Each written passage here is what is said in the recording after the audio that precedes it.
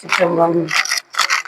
தல நீரைதனியப்பும் உடவள் பொறி கப்பிய கரிமோகன் அடிபேணி கற்றிடும் அடியவர் புத்தியில் உறைபவர் கற்பகமன வினை கடிதேகும் தமும் மதியமும் வைத்திடும் அரண் மகன் மற்பொரு தீரள் போய மதையானை மத்தள வயிறனை உத்தமி புதல்வனை மட்டவில் மலர் கொடு பணிவேனே முத்தமிழ் அடைவினை முற்படுகிறதனில் முற்பட எழுதிய முதல்வோனே முப்புறம் எரி செய்த அச்சுவனுரை ரதம் அச்சது பொடி செய்த அதிதீரா அத்தையரது கொடு சுப்பிரமணிபடும் அப்புணம் அதனிடைவமாகி அக்குற மகளுடன் அச்சிறு முருகனை அக்கணமணமருள் பெருமா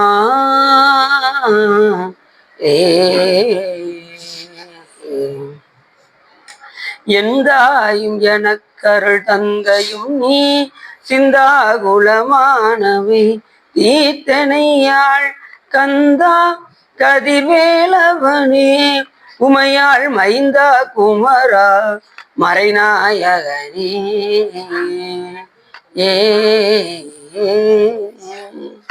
குளிர்கோன் கொளித்த புகழியர்கோன் கடல் போற்றி ஆளுமிசை கல்மிதப்பில் அணிந்த வீரான் அடி போற்றி பாலி திருநாவலூர் வன்தொண்டர் பதம் போற்றி ஊழிவழி திருவாதவரர் திருத்தாள் போற்றி. திருச்சிற்றம்பலம். எல்லாம் வல்ல சிவகாமி அம்பாளுடன் ஐயா வைத்தியநாசனுடைய பெரும் கருணையினாலும் எல்லாம் வல்ல சிவகாமி அம்பாளுடன் ஐயா சகஸ்திரலிங்க ஈஸ்வர பெருமானுடைய பெரும் கருணையினாலும் நாம் இன்று சிவ தர்மோத்தரத்தில் கோபுரவியல் பகுதி 10 பற்றி சிந்திப்பதற்கு திருவருளும் குருவர்களும் அடியாரர்களும் கூட்டியுள்ள நாம் எப்பொழுதுமே ஒரு பாடலை சிந்தித்து விட்டு செல்வோம். அதன் அடிப்படையில் என்று பொறுமாற்றின் படை வேண்டி நற்பூம்புணல் வருமாற்றின் மலர் கொண்டு வழிபடும் கருமாள் இன்னருள் செய்தவன் காண்டகு திருமால் பேரு தொழ வினை தேயுமே என்று மிக அற்புதமாக சொல்கின்றார் நமது நாவுக்கரச பெருமாள். இது என்ன சொல்ல வருகின்றார் என்று சொன்னால், பொறுமாற்றின் படை வேண்டி போருக்கு செல்வதற்கு ஆயுதம் வேண்டி திருமால் சிவபெருமானிடம் சென்று முறையிட்டார்.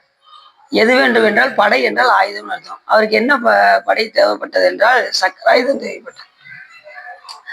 அந்த சக்கராயுதத்தை வாங்குவதற்கு என்ன செய்தார் என்று அடுத்தவர்கள் சொல்றாரு. வருமாற்றின் மலர் கொன்று வழிபடும். மலரை கொண்டு வருமாற்றின் ஆற்றினுடைய தண்ணீரையும் மலரையும் எடுத்துக்கொண்டு சிவ பூஜை செய்தார். யார் செய்தார்? திருமால் சிவ பூஜை செய்தார். நமக்கு ஒரு ஆயுதம், முக்கியமான ஒரு ஆயுதம் இருக்கு. என்ன ஆயுதம் அப்படின்னா, படைக்கலமாக உன் நாமத்தை எழுத்து அஞ்சும் என் நாவில் கொண்டேன். நமக்கு எது ஆயுதம் அப்படின்னா, நமச்சிவாயம் சொல்றதுதான் நமக்கு ஆயுதம். அதுதான் நமக்கு படைக்கலமாக வரும் அப்படின்னு அப்பசாமி சொல்றாரு. படைக்கலமாக உன் நாமத்தை எழுத்து அஞ்சும் என் நாவில் கொண்டேன், இடைக்கலம் அல்லேன் எழுபிறப்பும் உமக்கு காட்சி செய்கின்றேன், துடைக்கினும் போகேன் தொழுது வணங்கி தூணீர் அணிந்து உன் அடைக்கலம் கண்டாய் அணிகொள்தில்லை சிற்றம்பலத்தரணே அப்படின்னு அப்பசாமின்னு சொல்றாரு. அப்பசாமி போய் சாமிகிட்ட கேட்டாராம், சாமி எப்படியாவது உன் திருவடி நான் பற்றிக்கிடுவேன் அப்படின்னா, ஏப்பா எனக்கு நிறைய அடியார் இருக்காங்க போப்பா அப்படின்னு சாமியை ஒதுக்கி விட்டாராம். அப்ப அப்பசாமி சொன்னார், இல்லை சாமி நீ ஒதுக்கி விட்டாலும் சரி, என்னை தொடச்சி விட்டாலும் நான் உன் திருவடி விட மாட்டேன் அப்படின்னாராம். சரிப்பா உனக்கு என்ன வேலை தெரியும் அப்படின்னாராம் சிவபெருமான். என்ன சாமி இப்படி கேட்டீங்க? உங்களை நல்லா தொழுவேன், நல்லா கும்பிடுவேன், தொழுது அப்புறம் நல்லா வணங்குவேன், வணங்கி அதுக்கப்புறம் என்ன செய்வேன், நல்லா திருநீர் பூசிக்குவேன் அப்படின்னாரு. துணீர் அணிந்து வேற என்ன செய்வேன், உன் திருவடியை நான் பிடித்துக் கொள்வேன், அடைக்கலம் என்று புகுந்து விடுவேன்னாரு. உடனே வாப்பா வாப்பான்னு சிவபெருமான் என்ன செஞ்சிட்டாரா, அவரை அணைத்து கொண்டாராம். அப்ப நமக்கு எது படைக்கலமாக வரும் என்றால், படைக்கலமாக உன் நாமத்தை எழுத்து அஞ்சும் என் நாவில் கொண்டேன். அப்படி அந்த நமச்சிவாயத்தை நாம் நாவில் நவீன்றியத்தினால் இடைக்கலம் அல்லேன் எழுபிறப்பும் உமக்கு ஆட்சி செய்கின்றேன். அதை நாம நாவில் நவீன்று ஏற்ற ஆரம்பிச்சிட்டோம்னா நமக்கு இடையூறுகளே வராது. அடுத்து சொல்றாரு, இடைக்கலம் அல்லேன் எழுபிறப்பும் உமக்கு ஆட்சி செய்கின்றேன்னாரு. சாமி என்னை எத்தனை பிறவிலனாலும் போடு, என்னை புல்லா போட்டாலும் சரி, மரமா போட்டாலும் சரி, பேயா போட்டாலும் சரி, கணங்களா போட்டாலும் சரி, மனிதரா போட்டாலும் சரி, எத்தனை பேரு 7 பிறப்புல கொண்டு போய் நீ விட்டாலும் அப்ப நான் உன் திருவடியை மறக்காம இருக்கணும் அப்படின்னு. அப்பயும் நான் உனக்கு தொண்டு செஞ்சுக்கிட்டே இருக்கணும் அப்படின்னு. ஏதாவது ஒரு விலங்கா போட்டா கூட அந்த விலங்கா இருந்து கூட நான் உனக்கு சிவபூஜை செஞ்சுட்டு இருக்கணும் அப்படின்னு. இப்போ எத்தனையோ விலங்குகள்லாம் சிவபூஜை பண்ணதில்ல. யானை சிவபூஜை பண்ணியிருக்கு, சிலந்தி சிவபூஜை பண்ணியிருக்கு, குரங்கு சிவபூஜை பண்ணியிருக்கு, குரங்காடுதுறையில. அப்புறம் குரங்கணில் முட்டத்துல அணில் பூஜை பண்ணியிருக்கு, காகம் பூஜை பண்ணியிருக்கு, எறும்பு பூஜை பண்ணியிருக்கு திரு எறும்பியூர்ல, நண்டு பூஜை பண்ணியிருக்கு திருந்து தேவன்குடியில. இப்படி எல்லா பிராணிகள் முதற்கொண்டு என்ன செஞ்சிருக்கு? சிவபூஜை பண்ணியிருக்கு. அதனாலதான் சொன்னாரு, எறும்பு கடை யானை ஈராக ஈசனை பூசித்தும் நற்கதி கண்டும் தேரா பேய்கள் அப்படின்னாரு. சிவபூஜை பண்ணாதவங்கள பேய்கள் லிஸ்ட்ல தான் சேர்க்கப்படும் அப்படின்னு அருளாளர்கள் சொல்றாங்க. அதனால இந்த பிறவியை எதுக்கு அப்படின்னா சிவபூஜை செய்வதற்காக என்பதை நாம மறந்துடக்கூடாது. அப்ப எல்லா விலங்குகளுமே பூஜை பண்ணுது அப்படின்னா நாமளும் அந்த பூஜை என்ன செய்யணும்? கட்டாயமாக பண்ணணும். சாமி எத்தனை பிறவினாலும் என்னை விட்டாலும் சரி, அத்தனை பிறவிலும் நான் என்ன செய்யணும்? உனக்கு அடிமையாக இருந்து உனக்கு நான் திருத்தொண்டு செய்து கொண்டே இருக்க வேண்டும் அப்படின்னு அப்ப சாமி கேட்கிறேன். 7 பிறப்பும் உமக்கு ஆட்செய்கின்றேன் துடைக்கினும் போகேன். சாமி என்னை துடைச்சு ஒதுக்கினாலும் உன் திருவடியை நான் விட மாட்டேன். துடைக்கினும் போகேன் தொழுது வணங்கி தூணீர் அணிந்து உன் அடைக்கலம் கண்டாய் அணிகொள்த்திலே சிற்றம்பலத்து அரணே அப்படின்னார். இதெல்லாம் என்னன்னா இது வழிபாட்டினுடைய உச்சம். இது நம்ம சாமி கிட்ட வருவோம், சாமி ஏதாவது பார்த்து செய்யும்போம், செய்யலைன்னா இப்போ ஒரு 10 நாளைக்கு கோயிலுக்குள்ளே வர மாட்டோம். ஏன்னா நினைச்சது நடக்கலைன்னா கோயிலையும் மறந்துடுவாங்க சிலர். அப்படிதானே இருக்கு. நினைச்ச காரியம் நடக்கலைன்னா உடனே கோயிலுக்கு வர்றது கிடையாது. சாமிக்கு லீவ் போட்டுறது. அதுக்கப்புறம் அந்த காரியம் எப்போ நடக்கும் அதுக்கப்புறம் கோயிலுக்கு வர்றது. அப்படிலாம் இல்லாம தினந்தோறும் சிவபெருமானை வழிபாடு செய்து உய்யக்கூடிய வழியை நாம பார்க்கணும். அதனாலதான் நித்தலும் எம்பிரானுடைய கோயில் புக்கு புலர்வதன் முன் அழகிட்டு வெளுக்கு விட்டு பூமாலை புனைந்தேத்தி தலையார கும்பிட்டு கூத்துமாடி சங்கரா செய்ய போற்றி என்றும் அலைபுணர்ச்சி செஞ்சடை ஆதி என்றும் ஆரூரா என்றே அலரானில்லை என்று சொல்வதற்கிணங்க அந்த அளவுக்கு நம்மளுடைய வழிபாடு. தினசரி திருக்கோயிலுக்கு வரணும். எந்த திருக்கோயிலுக்கு வரணும்? பக்கத்துல இருக்கிற சிறுதெய்வங்கள் கோயிலுக்கு போயிடக்கூடாது. சங்கரன் அப்படின்னு சங்கரன் கோயிலுக்கு போகணும்.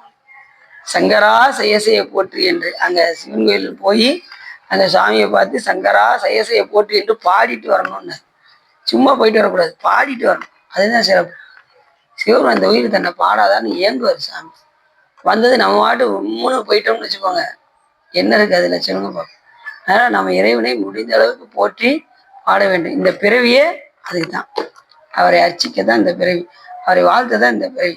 வாழ்த்த வாயும் நினைக்க மட நெஞ்சும் தாழ்த்த சென்னியும் தந்த தலைவனை சூழ்த்தவா மலர் தூவி துதியாதே வீழ்த்தவா வினையே நெடுங்காலம். நெடுங்காலம்னா இறக்கும் வரைக்கும் நாம தொடர்ந்து இறைவனை வழிபாடு செஞ்சுக்கிட்டே இருக்கணும், மலர் பணி செஞ்சுக்கிட்டே இருக்கணும், திருக்கோயிலுக்கு வந்துக்கிட்டே இருக்கணும், எல்லாமே தொடர்ந்து செஞ்சுக்கிட்டே இருக்கணும். தொடர்ந்து செய்வதுக்கு பேர் தான் தொண்டுன்னு பேர். இப்ப நீங்க வந்துகிட்டே இருக்கீங்க, திடீர்னு ஒரு 2 நாள் லீவ் போட்டீங்கன்னு வச்சுக்கோங்க, கோயிலுக்கு வர முடியாத சூழ்நிலை வந்ததுன்னு வச்சுக்கோங்களேன், என்னன்னு தெரியுமா ஆகும்? 2 நாள் தானே கோயில் போல, நம்ம இன்னும் 1 வருஷமா கோயில் போல, அடுத்த வாரம் போவோம் இப்ப என்ன அப்படின்னு வரும். அப்ப நம்ம ஏன்னா அப்ப வெளியூர் போகும்போது நீங்க ஒரு நிமிஷம் உட்கார்ந்து தியானம் பண்ணணும். நாம இன்னைக்கு நேரம் காலையில கோயிலுக்கு போவோம், சாமியை வழிபாடு பண்ணுவோம் அப்படின்னு நம்ம நினைக்கணும். அத நினைவு வந்தாலே நமக்கு அந்த வழிபாடு செஞ்சதுக்கு சரிதான்.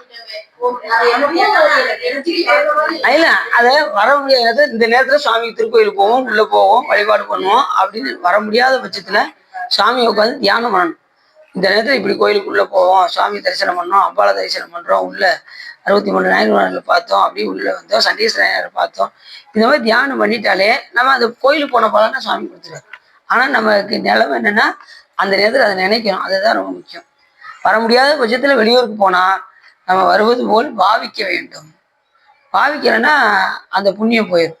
அப்ப சிவபுண்ணியத்தை தினசரி போய் திருக்கோயில் போய் சென்று சிவபெருமானை வழிபாடு செய்து அவனை புகழ்ந்து பாடி தலையார கும்பிட்டு கூத்தும் ஆடி சங்கரா செய்ய போற்றி என்றும் அலைமுன செஞ்சடை ஆதி என்றும் ஆரூரா என்றென்றே அலரா நில்லே என்றே சொல்வதற்கிறாங்க. அந்த அளவுக்கு சுவாமி வழிபாடு செய்யும். இறைவனை வழிபாடு செய்வதற்கு எது ரொம்ப அவசியம்னா மலர் ரொம்ப முக்கியம். அந்த மலரை கொண்டுதான் திருமால் அர்ச்சித்தார். எத்தனை மலரை கொண்டு? 1008 மலர்களை கொண்டு திருமால் வருவாரு. ஆற்றினுடைய அந்த தண்ணீரை எடுத்துட்டு வருவாரு. அங்க இருக்கக்கூடிய மலர்களை எல்லாம் பறிச்சு 1008 மலர்களை எண்ணி வச்சுக்கிடுவாரு. போற்றி அர்ச்சனை 1008 போற்றி இருக்கும். திருமால் ஒவ்வொரு போட்டியா சொல்லி சொல்லி சுவாமிக்கு அந்த மந்திரத்தை சொல்லி அர்ச்சிப்பார். அப்படி அர்ச்சிக்கும் போது சாமி என்ன பண்ணாரு, 1008 மலர்கள்ல ஒரு மலரை சுவாமி மறைச்சிட்டார். திருமால் ஓம் சிவாய நம, ஓம் சிவலிங்காய நம அப்படின்னு அர்ச்சனை பண்ணிக்கிட்டே இருக்காரு. திடீர்னு 1008ல ஒரு மலர் இல்லை. 1008 அது அர்ச்சனைக்கு மந்திரம் இருக்கு, ஆனா பூ இல்லை. அப்ப என்ன செய்யலாம்னு பார்த்தா, இப்ப பூஜையில இருந்து எந்திரிக்க கூடாது. யாருமே பூஜை செய்யும் போது எந்திரிக்க கூடாது. இப்பெல்லாம் பாத்தீங்கன்னா சர்வசாதாரணமா பூஜையை பண்ணிக்கிட்டே இருக்கும்போது திடீர்னு போய் நான் சாப்பாடு எடுக்க போறேன், திடீர்னு பால்காரன் வெளியில ஊத்திட்டாலும் பார்ப்போம், வெளியில போய் எடுத்து வராச்சு. அப்படி இருக்கவே கூடாது. அதுக்கு தகுந்த மாதிரி வெள்ளனத்துல வர்ற பாலையா நம்ம வாங்கி வச்சுக்கணும். இல்ல முடியலங்க, லேட்டா தான் வாரான் அப்படின்னா முதல் நாள் சாயங்காலமே வாங்கி ஃப்ரிட்ஜில் வச்சு மறுநாள் காலையில கொஞ்சம் கூழ் போனதுக்கு அப்புறம் சாமிக்கு எடுத்து அபிஷேகம். சில பேர் அந்த கூலிங்களே என்ன செஞ்சிடறாங்க, சாமிக்கு அபிஷேகம் பண்ணிடுறாங்க. முடிந்த அளவுக்கு நாம என்ன செய்யணும், பூஜையை விட்டு எழுந்திருக்க கூடாது. பூஜை முடியும் வரை சாமி வழிபாடு செய்து விட்டு தான் அந்த பூஜையை விட்டு எழுந்திரிக்கணும். சிலர் பூஜைக்கு பண்ணிக்கிட்டே அந்த பால்காரன் வரான் என்னன்னு பாரு, இங்க பூஜை செஞ்சுக்கிட்டு அந்த பத்திரிக்கைக்காரன் வரான் அது என்னன்னு பாரு, அவன் என்னமும் செஞ்சுட்டு போறான். நமக்கு என்ன, நம்மளுடைய வேலை என்னது, வழிபாடு செய்யுது. நல்ல கதவெல்லாம் சாத்தியணும். வழிபாடு செய்யும் போது யாரும் டிஸ்டர்ப் பண்ணாம, அதுக்கு தான் அதிகாலையில எழுந்து சுவாமியை வழிபாடு பண்ணணும். அதிகாலை 4 to 6 வந்து ரொம்ப முக்கியமான காலம். துஞ்சி இருள் காலை, சாயங்காலம் பண்றது வந்து துஞ்சி இருள் மாலை. சாயங்காலம் 4 to 6, ஒன்று காலையில 4 to 6, துஞ்சியல் காலை சூரியன் உதிப்பதற்கு முன், அதுக்கப்புறம் சூரியன் மறைவதற்கு முன். இப்படி நாம என்ன செய்ய வேண்டும், சிவபெருமானை வழிபாடு செய்தால் அந்த நேரத்துல 5 எழுத்தை ஓதினால் என்ன கிடைக்கும் அப்படின்னா, சிவபெருமான் மேல அன்பு வருமா. இந்த காலையில 5 எழுத்தையும் மாலையில 5 எழுத்தையும் சொன்னா, அந்த நேரத்துல சொன்னா, துஞ்சிருள் காலை தொடர்ச்சியை மறந்திராதே 5 எழுத்து ஓதிரின் அரண் கலர்க்கு அன்பு அது ஆகும். சிவபெருமான் மேல அன்பு உண்டாகும். எதை சொல்லணும், 5 எழுத்தை சொல்லணும். நமச்சிவாயத்தை நாவில் நவீன்று ஏற்றணும். காலையில் ஒரு 108, சாயங்காலம் ஒரு 108 தடவை சொன்னோம்னா சிவபெருமான் மேல அன்பு பெருக ஆரம்பிச்சு. அப்படி துஞ்சியல் காலை மாலை தொடர்ச்சி மறந்திராதே 5 எழுத்து ஓதிரின் அரண்களுக்கு அன்பு அது ஆகும் என்று சொல்வதற்கெனங்க இறைவனுடைய நாமத்தை 108 தடவை சொல்லிக்கொண்டே இருக்க வேண்டும், காலையும் மாலையும். அப்படி 1008 மலர்களை அர்ச்சிக்கும் போது ஒரு மலரை சுவாமி மறைத்தார். 108வது அர்ச்சனைக்கு பூ இல்லை, ஆனா அர்ச்சனைக்கு மந்திரங்கள் இருக்கு. பூஜை நேரத்துல எந்திரிக்க கூடாது. அதனால பூஜையை விட்டு எந்திரிக்காம திருமால் என்ன செய்தார் என்றால், தன் கண்ணையே தாமரையாக எடுத்து சிவபெருமானுக்கு சாத்தினார். தன் கண்ணை எடுத்து சாத்தினார். அப்ப எவ்வளவு சிறப்பு பாருங்க. அதனாலதான் சுவாமி அவருக்கு கமலக்கண்ணா அப்படின்னாரு. கமலம்னா தாமரை. தாமரை எடுத்து அவருக்கு அர்ச்சித்ததினால் அவருக்கு கமலக்கண்ணன் என்கின்ற பெயரை யார் வச்சா, சிவபெருமான் தான் வச்சார். 2வது, தன்னுடைய இடப்பாகத்துல ஒரு கூரை கொடுக்குறாரு. சங்கர நாராயணன் சொல்ற பார்த்தீங்களா, தன்னுடைய ஒரு கூரை கொடுக்குறாரு. எண்ணில்லாத கூறுகள் இருக்கு, சக்தியினுடைய கூறுகள் எண்ணில்லாத கூறுகள்.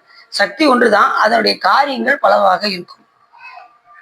உமையமை ஒன்றுதான், ஆனா அதனுடைய காரியங்கள் எப்படின்னா, இப்ப அரசர் ஆணை இடுறான்னு வச்சுக்கோங்க, மந்திரியை பார்த்து இவருக்கு தூக்கு தண்டனை கொடுக்க வேண்டும் என்று சொன்னதும் உடனே மந்திரி யார்கிட்ட சொல்லுவார், காவலர்கிட்ட சொல்லுவாங்க. காவலர் வந்து தூக்கு போடுறவங்க சொல்லுவாங்க. தூக்கு போடுறவங்க தான் கடைசி என்ன செய்வாங்க, அந்த தண்டனையை வைப்பார்.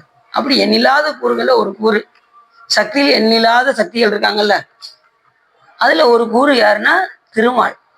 சிவபெருமானுடைய புருஷ சக்தின்னு பேரு. திருமால் வந்து சிவபெருமானுடைய புருஷ சக்தி, காளி வந்து கோப சக்தி,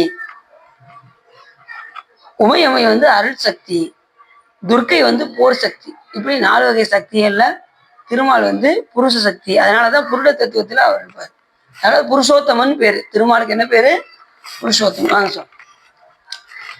இப்படி 1008 மலர்கள்ல ஒரு மலர்களை சிவபெருமான் மறைத்தார். அந்த நேரத்துல எந்திரிக்க முடியாத பட்சத்துல அந்த கண்ணையே தாமரையாக எடுத்து சாத்தினார்.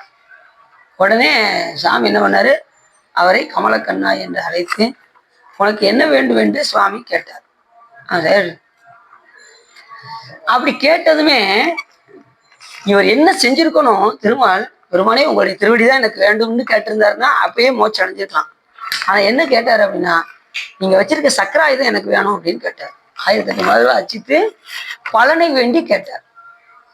இறைவன்கிட்ட 2 வகையான வழிபாடு இருக்கு. பலன் வேண்டி பெறுவது, பலன் வேண்டாமல் அவன் அன்பை மட்டுமே வேண்டி பெறுவது. அடியார்கள் பெரும்பாலும் என்ன செய்வாங்க, பலனை வேண்டி வழிபாடு செய்ய மாட்டாங்க.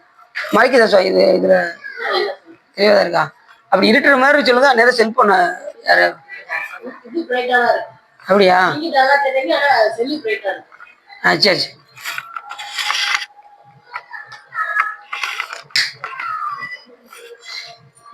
அப்படி ரொம்ப மங்குற மாதிரி இருந்தா சொல்லுங்க, செல்போன் சார்ஜ்.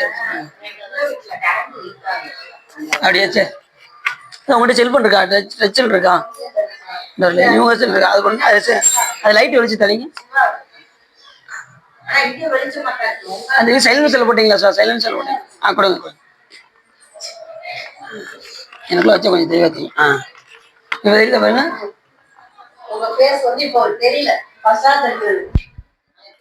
எப்படி வச்சுக்கணும் தெரியுதா?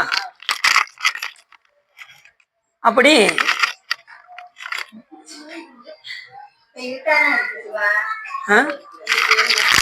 இப்ப இப்ப இருக்குல்ல, சரி இப்ப தெரியுதா? முகமே தெரியலையா? அப்படியா? சரி, கொஞ்சம் கொஞ்சம் சரி, கொஞ்சம் இதாகட்டும் சார். இப்ப சரி. அப்ப 1008 மலர்கள்ல ஒரு மலரை சாமி மறைத்தார். உடனே அவர் கண்ணை தாமரை மலராக வைத்தார். சிவபெருமான் அதற்கு அதில் செஞ்சு அவர் சக்கராயுதம் கேட்டதனால் சுவாமி என்ன பண்ணாரு, அந்த சக்கராயுதத்தை கொடுத்தார். இது எங்க அப்படின்னா திருமால் பேரு. திருமால் வழிபாடு செய்து பேரு பெற்ற தலம் திருமால் பேருன்னு பேர். அந்த திருமால் பேர்ல சொல்றாரு, வரும் ஆற்றின் மலர் கொண்டு வழிபடும் அந்த ஆற்றினுடைய நீரையும் மலர்களையும் பறித்து சிவபெருமானுக்கு என்ன செய்தார், கருமால் இன்னர் மாலுக்கு என்ன செஞ்சாராம், சிவபெருமான் இன்னருள் செய்து காண்டகு திருமால் பேரு தொலை. அப்படிப்பட்ட திருமாலுக்கு அருள் செய்த அந்த திருமால் பேருக்கு போய் நாம் வழிபாடு செய்தால் நம்மளுடைய வினைகள் தேயும் அப்படின்னு சொல்றாரு பாட்டுல. யாரு சொல்றா? அப்போ சுவாமிகள் சொல்றாரு. திருக்குறுந்தொகையில அருமையா சொல்றாரு. அப்ப நாமளும் மலர் கொண்டு இறைவனை அர்ச்சித்தால் என்ன உண்டாகும், நமக்கு எண்ணில்லாத அருளை சிவபெருமான் கொடுப்பாரு. முக்கியமா மலரை கொண்டு இறைவனை அர்ச்சித்தால் சிவலோகம் எளிமையாக கிடைக்குமா. தொழுது தூமலர் தூவி துதித்து நின்றாரையும் சாமியை தொழுது வழங்கி மலர் கொண்டு அர்ச்சிக்கின்ற அந்த அடியார சிவபெருமான் கணக்கு எழுதிட்டே இருப்பாராம். தொழுது தூய்மலர் தூவி துதித்து நின்றாரையும் அழுது காமுற்று அரற்றுகின்றாரையும் உண்மையான அன்போடு சிவபெருமானை நினைந்து நினைந்து வழிபாடு செய்து அழுது அழுது தொழுகின்றவர்களை சிவபெருமான் கணக்கு எழுதிட்டு இருப்பாராம். பொழுதுபோக்கி புறக்கணிப்பாரையும் இந்திய தொலைக்காட்சிகளின் முதன்முறையாக அங்க உட்கார்ந்து பொழுது போக்குறவங்களுக்கும் சிவபெருமான் கணக்கு எழுதிட்டு தான் இருப்பாராம். வெட்டியா வெளியில உட்காந்து பேசுறாங்கல்ல, பாடி உட்காந்து பேசுவோம் அப்படின்னு பக்கத்து வீட்டுக்காரங்களெல்லாம் கூப்பிட்டு அவங்க ஒழுங்க உள்ளையாவது இருந்திருப்பாங்க, அவங்கள மெனக்கிட்டு கூப்பிட்டு வெளியில உட்கார வச்சு ஊரு கதையெல்லாம் பேசி வினையை தான் மட்டும் ஏற்றுவது மட்டும் இல்லாம பக்கத்தில் இருக்கிறவங்களுக்கு சேர்ந்து வினையை ஏற்றி காலத்தை வீணா போக்கி என்ன அவங்களுக்கு என்ன பண்ணிடுவாங்க, பாவத்தையும் சேர்த்து உண்டாக்கி கொடுத்துருவாங்க. அந்த மாதிரி எல்லாம் இருக்கு. அதனால அந்த மாதிரிலாம் நாம் செல்லாமல் பொழுதுபோக்கி புறக்கணிக்காமல் சிவபெருமானை வழிபாடு செய்து நாம் முடிய வேண்டும். பொழுதுபோக்கி புறக்கணிப்பாரையும் எழுதும் கீழ்கணக்கு இன்னம்பர் ஈசனே. சாமி என்ன பண்ணுவாரு, அந்த கணக்கு எழுதிக்கிட்டே தான் இருக்காரு. நீங்க என்ன செஞ்சாலும் சிவபெருமான் கணக்கு எழுதிக்கிட்டே இருப்பார். அப்ப நம்ம யாருக்குமே தெரியாது, நம்ம தனியா இருக்கும், நம்ம செய்யறது யாருக்கு தெரியவா போகுது அப்படின்னா நம்ம உயிருக்கு உயிராகவே இறைவன் இருக்காரு. அதனால அவருக்கு நாம் ஒவ்வொரு அசைவும் சிவபெருமானுக்கு தெரியும். அதனால நாம ஒவ்வொரு செயலையும் செய்யும் போது இறைவனை நினைந்து அந்த காரியத்தை நாம் செய்ய வேண்டும். செய்தால் நமக்கு எல்லாமே நன்மையாக முடியும். இந்த பாட்டுல மிக அற்புதமாக சொல்கின்றார் யாரு, நமது அப்பர் சுவாமி. அதுலயும் பாத்தீங்கன்னா ஆற்று நீர் எடுத்து சிவபூஜை பண்றது ரொம்ப சிறப்பு. கடல் நீர், அதுக்கு வந்து அக்னி தீர்த்தம் பேரு. கடல் நீர், அப்புறம் ஆற்று நீர், அப்புறம் குளத்து நீர். இப்பெல்லாம் வந்து அப்படிலாம் நாங்க எங்கெங்க போறது, ஆறெல்லாம் எங்கெங்க இருக்கு, குளத்துக்கு நான் எந்திரிச்சு நான் அங்க போய் குளத்துல போய் தண்ணி எடுத்துட்டு வரணும். அதெல்லாம் ரொம்ப எளிமை. என்னது ஈஸியா என்ன பண்றாங்க, போரை போட வேண்டியது, தூக்கி தண்ணி எடுத்து அபிஷேகம் வேண்டியது. போர் தண்ணி பூமியில இருந்து வர்றது, அது ரொம்ப சிறப்பு தான். அந்த தண்ணியை எடுத்து சுவாமிக்கு அபிஷேகம் பண்ணலாம். எங்க வீட்டுல போர் போடும்போது முதல்ல சாமிக்கு அபிஷேகத்துக்கு தான் பிடிச்சி வச்சு சுவாமி வைத்தியநாத கையில கொண்டு போய் கொடுத்துதான் அதுக்கப்புறம் நாங்க அபிஷேகத்துக்கு எடுத்தோம். அதே போல யார் முதல்ல போர் போட்டாலும் வீட்டுல முதல்ல அபிஷேகத்துக்கு அப்படின்னு சொல்லி அங்க இருக்கக்கூடிய பக்கத்துல இருக்கக்கூடிய சிவாலயத்துக்கு அபிஷேகத்துக்குன்னு தண்ணி எடுத்து வச்சுதான் என்ன செய்யணும், மற்ற நீரை பிடிக்கணும். முதல்ல அபிஷேகத்துக்கு வாங்கி கொண்டு போய் சாமிகிட்ட கொடுத்தோம். அதுக்கப்புறம் தான் போர் போடணும். முதல்ல வர்ற தண்ணியை எடுத்து சாமிக்கு அபிஷேகத்துக்குன்னு வச்சு. சரி, அப்படி இந்த பாடலை மிக அற்புதமாக சொல்கின்றார். இப்ப நாம என்ன செய்ய போறோம், புராணத்துக்குள்ள போயிட போறோம். அதெல்லாம் ஒண்ணு இருக்கட்டும், கேட்டா போதும். அவ்வளவுதான். சென்ற முறை முனிவரே, பூலோகத்தின் சொரூபத்தை முறையாக நாம் தொகுத்து சொன்னோம் அப்படின்னு முருகன் சொல்றாரு. பூலோகத்தில் உள்ளதெல்லாம் உனக்கு எடுத்து சொன்னோம். பூலோக முதலிய உலகங்களை 50 கோடி அளவில் குறையாமல் தொகுத்து சொல்கின்றோம். அதையும் நீ கேட்பாயாக. பூலோகம் தனியா பூலோகம் தனியா இருக்கு. பூலோகம் பூலோகம் பாட்டு பாடுறாருல, பூதங்களாய் புராணந்தானேயாகி பூலோகம் பூலோகம் சுவலோகமாய் பூதங்களாய் புராணந்தானேயாகி ஏலாதனவெல்லாம் ஏழ்விப்பானாய் எழுப்புடராய் எம்மடிகள் நின்றவாறே. அருமையான பாட்டு, அப்பசாமி பாட்டு. இருநாய் தீயாகி நீருமாகி இயமான நாம் எரியும் காற்றுமாகி அருநிலைய திங்களாய் ஞாயிறாகி ஆகாசமாய் அட்ட மூர்த்தியாகி பெருநலமும் குற்றமும் பெண்ணும் ஆணும் பிறருருவும் தம்முருவும் தாமேயாகி நெருநிலையாய் இன்றாகி நாளையாகி நெடுஞ்சுடராயும் அடிகள் நின்றவாறே என்று அப்பசாமிகள் மிக அற்புதமாக பாடுறார். ஆமா, இது ருத்ரத்துக்கு சமம். இந்த பாட்டை பாடினா ருத்ரத்துக்கு சமம். வடமொழியில ருத்ரம் சொல்ல, வடமொழியில் ருத்ரம் சொல்ல பாருங்க, அதுக்கு சமமானது. ஆனா அதை சொல்லி யாரும் அச்சிக்காங்கன்னா அச்சிக்க மாட்டேங்கிறாங்க. அது எவ்வளவு பெரிய சிறப்பு. தினசரி இந்த பாடலை பாடி ஒரு சாமிக்கு அந்த கலசத்துல தண்ணீரை எடுத்து புஷ்பம் சாத்தி மகாமுத்திரை காண்பித்து அதுக்கு அட்டசம்காரம் பண்ணி இந்த பாடலை பாடி அபிஷேகம் செஞ்சால் ரொம்ப சிறப்பு, ருத்ரத்துக்கு சமமானது. அதுக்காகவே தமிழ்ல நமக்கு கொடுத்துருக்காரு அப்ப சுவாமி. அப்படி பூலோகத்தை பற்றி உனக்கு சொன்னோம். இப்பொழுது பூலோகத்தை பற்றி உனக்கு சொல்கின்றோம் என்று முருகப்பெருமான் சொல்ல, குற்றமில்லாமல் யாதொரு விரித்து கூறுவர் அவர்கள் வினை விரைவில். இதை யார் சொல்கின்றார்களோ அவர்களுக்கு வினை வெகு விரைவாக நீங்கும். வினை நீங்கி போகும்படி சொல்வோம். அதனால நீ கேட்பாயாக என்று அகத்தியமானிடம் சொல்ல, இப்பூமிக்கு மேல் பூலோகம், பூமிக்கு கொஞ்சம் சற்று மேல பூலோகம் இருக்கு. ஆக யார் இருப்பா அப்படின்னா சூரியன், சந்திரன், ஆதியர், தத்தம் பதங்களில் சஞ்சரித்து இருப்பார்கள். இவரை தரிக்கப்பட்ட பூலோகம் 15,100,000 யோசனை தூரம் அந்த உலகம் இருக்குமா. இந்த பூலோகத்திலிருந்து 15,000 யோசனை தூரம்.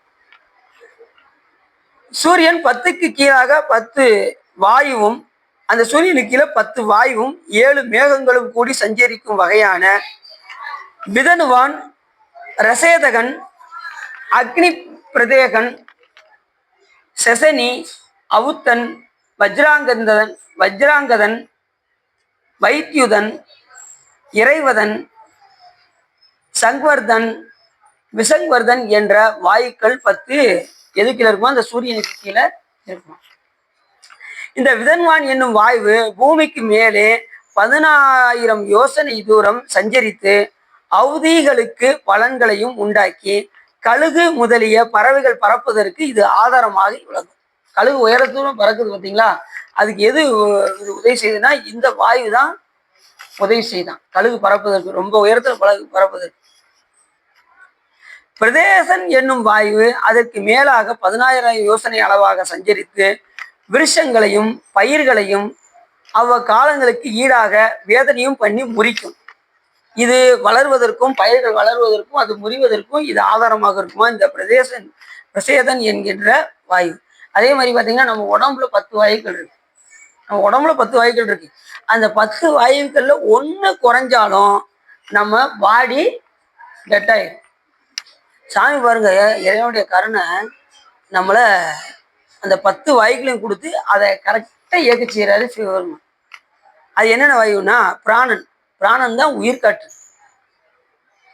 ஏன்டா என் பிராணனை வாங்குற ரஸ்கல், உன்னை பாரு அப்படிங்கிறாங்கல்ல. ஏன் என் பிராணனை வாங்குறன்னு பிள்ளைகளை சொல்றாங்கல்ல. பிராணன்னா மூச்சு காற்று, உயிர் காற்று. இப்ப நீங்க உறங்க போகும்போது எந்த வாயு இருக்கும் அப்படின்னா அந்த பிராண வாயு மட்டும்தான் இருக்கும். மற்ற நேரம் மற்ற எந்த வாயுவும் செலுத்தாது. அந்த ஒரு வாயு மட்டும்தான், பிராண வாயு மட்டும்தான் நீங்க உறங்க போகும்போது மூச்சு விட்டுக்கிட்டு இருக்கும். ஏன்னா அது உயிர் காற்றா. மற்ற கருவி கரணங்கள் எல்லாத்தையும் சிவபெருமான் வாங்கி வச்சிருப்பாரு நீங்க உறங்கும் போது.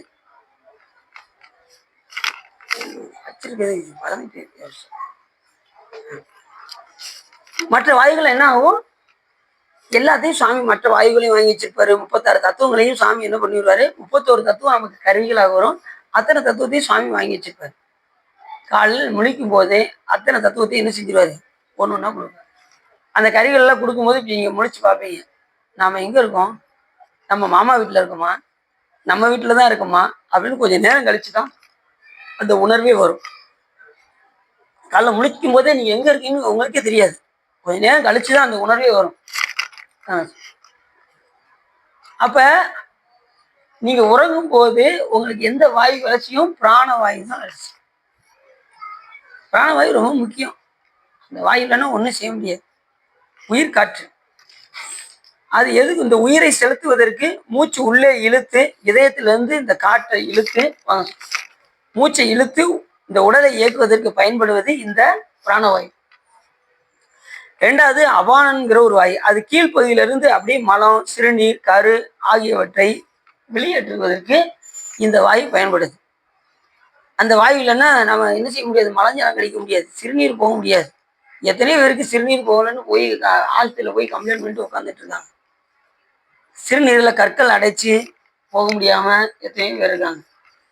இளமையிலே பார்த்தீங்கன்னா சில பேருக்கு சிறுநீரில் கோளாறாகி அந்த பையன் அதை என்ன பண்ணுவாங்க, இந்த சிறுநீரத்துக்கு சுத்தப்படுத்துறதுக்கு என்ன செய்வாங்க, பைபாஸ் அது இதயத்தை சுத்தப்படுத்த டயாலிஸ் பண்ணுவாங்க.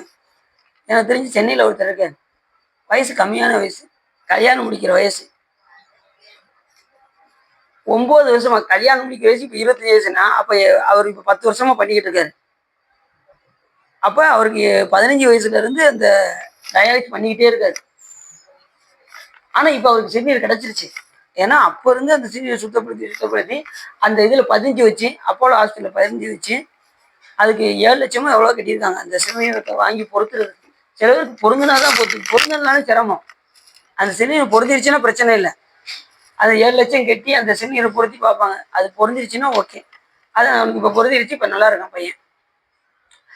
ஏன்னா சிறு பிள்ளையில இருந்தே அந்த டயாலிஸ், அந்த சிறுநீர் வெளியே போகாம செய்யாம இருந்து அதை ஆரம்பத்திலே கவனிக்காம, இப்பெல்லாம் சிறுநீர்ல ஏதாவது அடப்பு வந்துருச்சுன்னு வச்சுக்கோங்க, ஏதாவது கல் உண்டாயிருச்சு அப்படின்னா நேராக நீங்க செய்ய வேண்டிய ஒரே வேலை மருந்து கடைக்கு போய், இல்லைன்னா இதுல இருக்கும் நம்ம சர்வோதயா இருக்கு பாருங்க, அங்க போய் ஆன எரிஞ்சி பொடின்னு ஒரு பொடி இருக்கு, அந்த பொடியை வாங்கி தினசரி வெறும் வயிற்றுல கொஞ்சம் கிளாஸ் தண்ணி எடுத்து இந்த பொடி 1 டீஸ்பூன் போட்டு கலக்கி டெய்லி வெறும் வயிற்றுல ஒரு 10 நாள் குடிச்சிங்கன்னா 11ஆம் நாள் உங்களுக்கு என்ன வந்துடும், கல் பூரா வெளியாயிடும். அவ்வளோ சிறப்பு. அது பெண்களாக இருந்தாலும் ஆண்களாக இருந்தாலும் கிட்னியில் கல் இருந்துச்சுன்னா ஆனநெஞ்சி பொடியை வாங்கி சாப்பிட்டீங்கன்னா அது நீங்கி விடும். அடியனுக்கு வந்துருச்சு, முழு கல்லே வந்துருச்சு. சரி, இதெல்லாம் தெரிஞ்சுக்கணும். அப்படி ஒவ்வொன்றுக்கும் அந்த சிறுநீர்லாம் ரொம்ப முக்கியமானது. எத்தனையோ பேருக்கு வெளிவராமல் அதை தவிச்சிட்டு இருக்காங்க. சிறுநீர்லாம் என்ன செய்யணும், அது ரொம்ப ஃப்ரீயாக இருக்கணும். அப்படின்னா தான் உடல் சீராக இயங்கும். ஏதாவது அடப்பு இருந்துச்சுன்னு வச்சுக்கோங்க, ரொம்ப சிரமம். அது மாதிரி சிறுநீர் வெளியேறுவதற்கு, மலஞ்சலம் கழிப்பதற்கு, அது மாதிரி கரு விந்து போன்ற இதெல்லாம் வெளியேற்றுவதற்கு பயன்படுவது எது என்று கேட்டால் இந்த அபானன் என்கின்ற வாயு நமக்கு துணை செய்யும். அடுத்து வியானன் என்கின்ற வாயு உடலெங்கும் பரவி ரத்த ஓட்டத்தை உண்டுபடுத்துவான். அந்த வியானன்கிற வாயு இருக்க போய் தான் நாம் என்ன செஞ்சுக்கிட்டோம், துள்ளி குதிச்சுக்கிட்டு இருக்கோம். அந்த வாயு இல்லைன்னு வச்சுக்கோங்க, என்னங்க ஆச்சு? ரத்த ஓட்டம் இல்லைன்னு டாக்டர் சொல்றாருங்க அப்படிவாங்க. ரத்த ஓட்டம் சரியா சீராக இயங்கவில்லை. உடனே என்ன செய்வாங்க? ரத்த ஊசி போடுவாங்க. கொஞ்சம் கீழே படுங்க அப்படிம்பாங்க. ரத்தத்தை ஏற்றி சில பேருக்கு அந்த ரத்தம் சரியா இயங்கலைன்னா என்ன செய்வாங்க? அந்த குரூப் ரத்தத்தை எடுத்து என்ன செய்வாங்க? ஏற்றுவாங்க. இப்பயும் பார்த்தீங்கன்னா விஞ்ஞானிகளால் அந்த ரத்தத்தை கண்டுபிடிக்கவே முடியல. இது எப்படி உருவாகுதுன்னு கூட அவங்களால என்ன செய்ய முடியல. ஒவ்வொன்றும் ஓ ப்ளஸ்ஸு, ஓ மைனஸு, ஏ ப்ளஸ்ஸு, ஏ மைனஸு, இது சுவாமியால் மட்டும்தான் முடியும். மனிதர்களால் ஒன்றுமே செய்ய முடியாது. அவங்க ஒவ்வொரு ரத்தமும் வித்தியாசம் தெரியும். ஓ ப்ளஸ்ஸு, ஓ மைனஸு, இதெல்லாம் யாருக்கு தெரியும்? சாமி ஒருத்தருக்கு தான் தெரியும். இந்த மாதிரி முதல்ல மனிதர்களால் படைக்க முடியுமா ஒரு மனிதனை? ஒவ்வொன்றும் வேண்டாம். ஒவ்வொரு முகத்தையும் பாருங்க. எல்லாருக்கும் 2 கண்ணு, வாய், மூக்கு தான். ஆனா ஒவ்வொருத்தரும் எப்படி வித்தியாசம். இதை பார்த்தாவது கடவுள் இருக்கான்னு ஒத்துக்கிட வேண்டாமா? யோசிங்க. சில பேர் அதை கூட ஒத்துக்கிட மாட்டேங்கிறாங்க. ஒவ்வொருத்தருக்கும் அந்த கண்ணை கொடுத்து அதுக்கு ஒளியை கொடுத்து 32 பற்களை நல்ல என்ன வேணுமோ சாப்பிட்றா போடா அப்படின்னு 32 பல்ல கொடுத்து அவன் எலும்பையும் இதையும் கடிச்சிக்கிட்டு இருக்கிற பல்ல பூரா உதுத்து போய் ஹாஸ்பிட்டலில் போய் புது பல்ல கட்டிட்டு வந்து நிற்காங்க. பாருங்க, அப்படி இருக்கலாமா? முதல்ல அசைவம் சாப்பிடலாமா? அடுத்த உயிரை கொண்டு நம்ம சாப்பிட்டோம்னா என்ன உண்டாகும்? அந்த துன்பத்தை நம்ம அனுபவிச்சுதான் ஆகும். பிற உயிரும் தம் உயிர் போல் போற்றாக்கடைன்னு நாம நினைக்கிறோம். அடுத்த உயிருக்கு தீங்கு செய்யணும்னு நினைக்கவே கூடாது. அடுத்த உயிரை கொண்டுதான் நாம இந்த உயிரை வளர்க்கணும்னா அந்த உயிரை தேவையில்லைங்கிறார். உயிர் நீ சாவு, அதுவே மேல் அப்படிங்கிறார். சாவது மேலாம். பிற உயிரை வருத்தி நாம் இந்த உடலை வளர்க்க வேண்டும் என்றால் அதற்கு சாவது மேல் என்று வள்ளுவர் சொல்றார். தன்னுயிர் நீப்பினும் பிற உயிரை என்ன செய்யக்கூடாது? கொல்லக்கூடாது. அப்படிதான் வள்ளுவர் சொல்றார். உயிர் போனாலும் பரவாயில்ல, பிற உயிருக்கு நீ என்ன செய்யாது? தீங்கு செய்யாது. அதை போயிட்டு அதுல சில பேர் என்ன சொல்றாங்க? அது ஆடை வெட்டுற வந்தாங்க வெட்டுறான், நாங்க அதை வாங்கி தானங்க சாப்பிட்றோம், அவனுக்கு தாங்க பாவம்னா சேரும். அப்படியா? வள்ளுவர் சொன்னாரு, போய் நீ வாங்குற இல்ல உனக்கு தான் பாவம் அப்படின்னாரு. நீ வாங்காம இருந்தா அவன் விற்க மாட்டான். அப்ப யாருக்கு அப்ப நமக்கு தான் பாவம் சேரும். புரியுது உங்களுக்கு? அதனால இந்த வியானன் என்கின்ற வாயு ரத்த ஓட்டத்தை என்ன செய்யும்? செலுத்தும். உடல்ல எல்லா இடத்துலையும் பரவி ரத்த ஓட்டம் சீராக இயங்க வைக்கும். அப்ப சாமி பாருங்க, அதெல்லாம் இந்த வாயுவை நமக்கு பொருத்திருக்க, இந்த தச வாயுக்களையும் பொருத்திருக்க. அடுத்து உதானன் என்கின்ற வாயுவாசம். உதானன் என்கின்ற வாயு என்ன செய்யும் அப்படின்னா, இந்த பேசுதல், தொண்டை வழியா பேசுதல், அடுத்து பாடுதல். சார் இன்னைக்கு என்ன எல்லாமே கொஞ்சம் லேட்டாவே தெரியும். ஆமா, வீட்டுல வேலைகள் இருக்கு. சரி சரி. அப்ப பேசுதல், பாடுதல், இதெல்லாம் எந்த வாயுக்கள் மூலியமா நம்ம செலுத்துறோம் அப்படின்னா வியானன் என்கிற உதானன் என்கின்ற வாயு மூலியமா தான் நாம இப்ப பாடுறீங்க, நல்லா பாடுறீங்கன்னா அந்த வாயுக்கள் உங்களுக்கு நல்லா சீராக இயங்குதுன்னு அர்த்தம். உதானங்கிற வாயு, நீ நல்லா பாட்டு பாடுறீங்க, நல்லா பேசுறீங்க அப்படின்னா அந்த வாயு இருந்தாதான் என்ன செய்ய முடியும்? பேச முடியும், பாட முடியும். அதுமாதிரி நாகன் என்கின்ற வாயு தும்மல், ஏப்பம் போன்றவற்றை உண்டாக்கி சுவாச பகுதியை நன்றாக சுத்தப்படுத்துமா. ஏப்பம் வருவதெல்லாம் நல்லதுன்னு அர்த்தம். நம்மளை வந்து தூய்மைப்படுத்துன்னு அர்த்தம். தும்மல் வந்ததுன்னா உடம்புக்கு நல்லதுன்னு அர்த்தம். சில பேர் பார்த்தீங்கன்னா 2 தும்மல் தும்மிட்டாங்கன்னா உடனே ஆஸ்பத்திரிக்கு போக வேண்டியது. 2 ஊசியை போடுங்க, 2 நாளா ஒரே தும்மலா இருக்குங்க, ஒரே இருமலா இருக்குங்க. உடம்பு நல்லா தெரிஞ்சுக்கோங்க, உடம்பு நமக்கு நல்லதே தான் செய்யும். சாமி அப்படிதான் நமக்கு இந்த உடம்பை படைத்து கொடுத்திருக்கின்றார். ஒரு காய்ச்சல் வருது அப்படின்னா நமக்கு நல்லதுக்கு தான் செய்யுது. நீங்க ரெஸ்டே எடுக்காம வேலை பார்த்துக்கிட்டு இருந்தீங்கன்னு வச்சுக்கோங்க, சாமி என்ன பண்ணுவாரு? அதை காய்ச்சல் மூலியமாக அதை வெளியேற்றுவார். காய்ச்சல் வந்துருச்சுன்னா நீங்க என்ன செய்வீங்க? ரெஸ்ட் எடுப்பீங்களா? ரெஸ்ட் எடுத்தாலே உங்களுக்கு காய்ச்சல் நீக்கணும். நீங்க அதுக்கும் நேரம் எங்க போவீங்க? ஹாஸ்பிட்டலில் போய் ஒரு ஊசியை போடுங்கன்னு போட்டு ஊசி. ஏன்னா ஊசி போடுறது தப்பு இல்லை. ஊசி போட்டு உடனே நம்ம அடுத்து நம்ம சிவப்பணி செய்யணும் அப்படின்னா உடனே ஊசி போட்டு நம்ம சிவப்பணி செய்யலாம், இல்லைன்னு இல்லை. ஆனா இந்த உடம்புக்கு ரெஸ்ட் கொடுக்கலன்னா அது வந்து அதனுடைய வேலையை காட்டி அது வெப்பத்தை வெளியேற்றும். உடல் சூடா இருந்துச்சுன்னு வச்சுக்கோங்க, அந்த வெப்பத்தை வெளியேற்றுவதற்கு காய்ச்சலாக வரும். அது மாதிரி தலைவலி, இந்த மாதிரி ஒவ்வொரு வலியும் வரும்போதெல்லாம் நமக்கு என்ன ஆகும்னா, அந்த உடல்ல ஏதாவது ஒன்று கோளாறு ஆகுச்சுன்னா அது நோயாக வெளியில வந்து அதை சீராகும். அப்ப காய்ச்சல் வருவதெல்லாம் நமக்கு நல்லது என்று நினைக்கும். வந்து நல்லா ரெஸ்ட் எடுத்துட்டீங்கன்னு வச்சுக்கோங்க, நல்லா சரியா போயிடும். சரி, அப்படி இந்த உதானன் வாயு பேசுதல் பாடுதல், சமானன் வாயு நாகன் என்கின்ற வாயு தும்மல் ஏப்பம் இதை உண்டாக்கி சுவாச பகுதியை என்ன செய்யும், சுத்தப்படுத்தி அதை வெளியாடும். ஏப்பம் வேணும்னு வருதுன்னு வச்சுக்கோங்க. ஏப்பம் வந்ததுன்னா நீங்க சாப்பிட்ற சாப்பாடு வந்து நல்ல சுத்தமான உணவுன்னு அர்த்தம். நீங்க சாப்பிட்ற உணவு சுத்தமான. ஏப்பம் வரல அப்படின்னா கொஞ்சம் கம்மின்னு அர்த்தம். ஏப்பம் வந்தால் ரொம்ப நல்லது. சிலர் வந்து ஏப்பம் விடுறதுக்கு ரொம்ப யோசிப்பாங்க. ஏப்பம் எது இந்த உடம்பு செய்தோ அதை செஞ்சிடணும். இப்போ மலஞ்சலம் கழிக்கிறது போல இருக்கா, பாத்ரூம் போகிறது போல இருக்கா, உடனே போயிடணும். அதை அடக்கி வச்சோம்னா நோய் வந்துடும். புரியுது உங்களுக்கு? மலஞ்சலம் கழிக்கிறது நிப்பாட்டினீங்கன்னா நோய் வரும். கல்லடை போகிறோம், இல்லைன்னா வயிறு ஏதாவது கோளாறு பண்ணும், ஏதாவது ஒன்று செஞ்சுக்கிட்டே இருக்கும். உடம்பு நமக்கு தேவைக்கு தகுந்த மாதிரி. இப்போ தண்ணி கேட்குதுன்னு வச்சுக்கோங்க, தண்ணி தாகமாக இருக்குது அப்படின்னா உடனே போய் குடிக்கணும். அடைக்கிறேன், இன்னும் ஒரு மணி நேரம் ஆகட்டும் அப்படின்னு அடைக்கிட்டு இருந்தீங்கன்னா அதுக்கு தகுந்த மாதிரி நோய் வரும். எதையுமே அடக்கக்கூடாது. இந்த நோய் இந்த உடம்பே கேட்கும். வயிறு பசிக்குன்னா இங்கே அடி வயிறு எரியும், பசிக்கு 2 உணவு உள்ளே போடணும்னு அர்த்தம். சாப்பிடணும் கேட்கும். உடனே ஏதாவது சாப்பாடே இல்லைன்னா நேரம் ஒரு 2 பிஸ்கட்டு எதாவது எடுத்து என்ன செய்யணும், உள்ளே கொடுக்கணும். நீங்கள் கொடுத்த அடுத்த நிமிஷமே அது பஸ்பமாயிரும். உள்ளே கொடுத்ததுமே, ஏன்னா அந்த அடியில் நெருப்பு வச்சுருக்காரு சாமி. அது கரெக்டாக 3 மணி நேரம் வேலை செய்யும். அதுக்கப்புறம் மறுபடியும் என்ன ஆயிரும், பத்தி எரிய ஆரம்பிச்சு. மறுபடியும் அதுக்கு ஏதாவது ஒன்று கொடுக்கணும். இந்த அதுக்காக எந்த நேரமும் என்ன செய்ய கொடுக்கக்கூடாது, சாப்பிட்டுக்கிட்டே இருக்கக்கூடாது. அதுலேயும் நீங்கள் பார்த்தீங்கன்னா அரை வயிறு தான் சாப்பிடணும், 1/4 வயிறு தண்ணீர் குடிக்கணும், மீதி 1/4 வயிறை என்ன செஞ்சிடணும், கொஞ்சம் விட்டு வைக்கணும். நம்மளால் என்னது வச்சுவாங்க, கழுத்தளவு சாப்பிட்டுட்டு தண்ணி குடிக்க கூட இடம் இருக்காது. இன்னொரு வீட்லேயும் கூட சாப்பிடணும் போல இருக்கும். தண்ணியை குடிச்சு அந்த உருட்டையும் உள்ள தள்ளி அங்கே வலிக்கு இங்கே வலிக்கு என்ன செய்வாங்க சொல்லிக்கிட்டு ரொம்ப முழிச்சுட்டு. எப்பயுமே அரை வயிறு சாப்பிட்டா ரொம்ப சிறப்பு. அரை வயிறு சாப்பிடணும், 1/4 வயிறு தண்ணி குடிக்கணும், 1/4 வயிறை எடை விட்டு வைக்கணும். அப்படி இருந்தால் உடம்பு வந்து சீராக இருக்கும். நீங்கள் ஆஸ்பத்திரிக்கே போக வேண்டிய தேவை இருக்கு. அடுத்து என்ன வாயுனா சமானன். எல்லாத்தையும் சமம் செய்யக்கூடிய உணவை செரிமானம் செய்யக்கூடிய வாயு என்ன வாயுனா சமானன் என்கின்ற வாயு. எல்லாத்தையும் சமப்படுத்தும். சொல். அந்த வாயு வந்து ரொம்ப ரொம்ப முக்கியமான வாயு. சமானன் வாயு எல்லாத்தையும் நீங்க என்னத்தை சாப்பிட்டாலும் அது செரிமானம் பண்ணி வச்சிருக்கும். சில பேர் என்னென்னத்தெல்லாம் சாப்பிட்றாங்க, ஏதாவது செய்யுதா அந்த இடத்துல சரியா இருக்கு.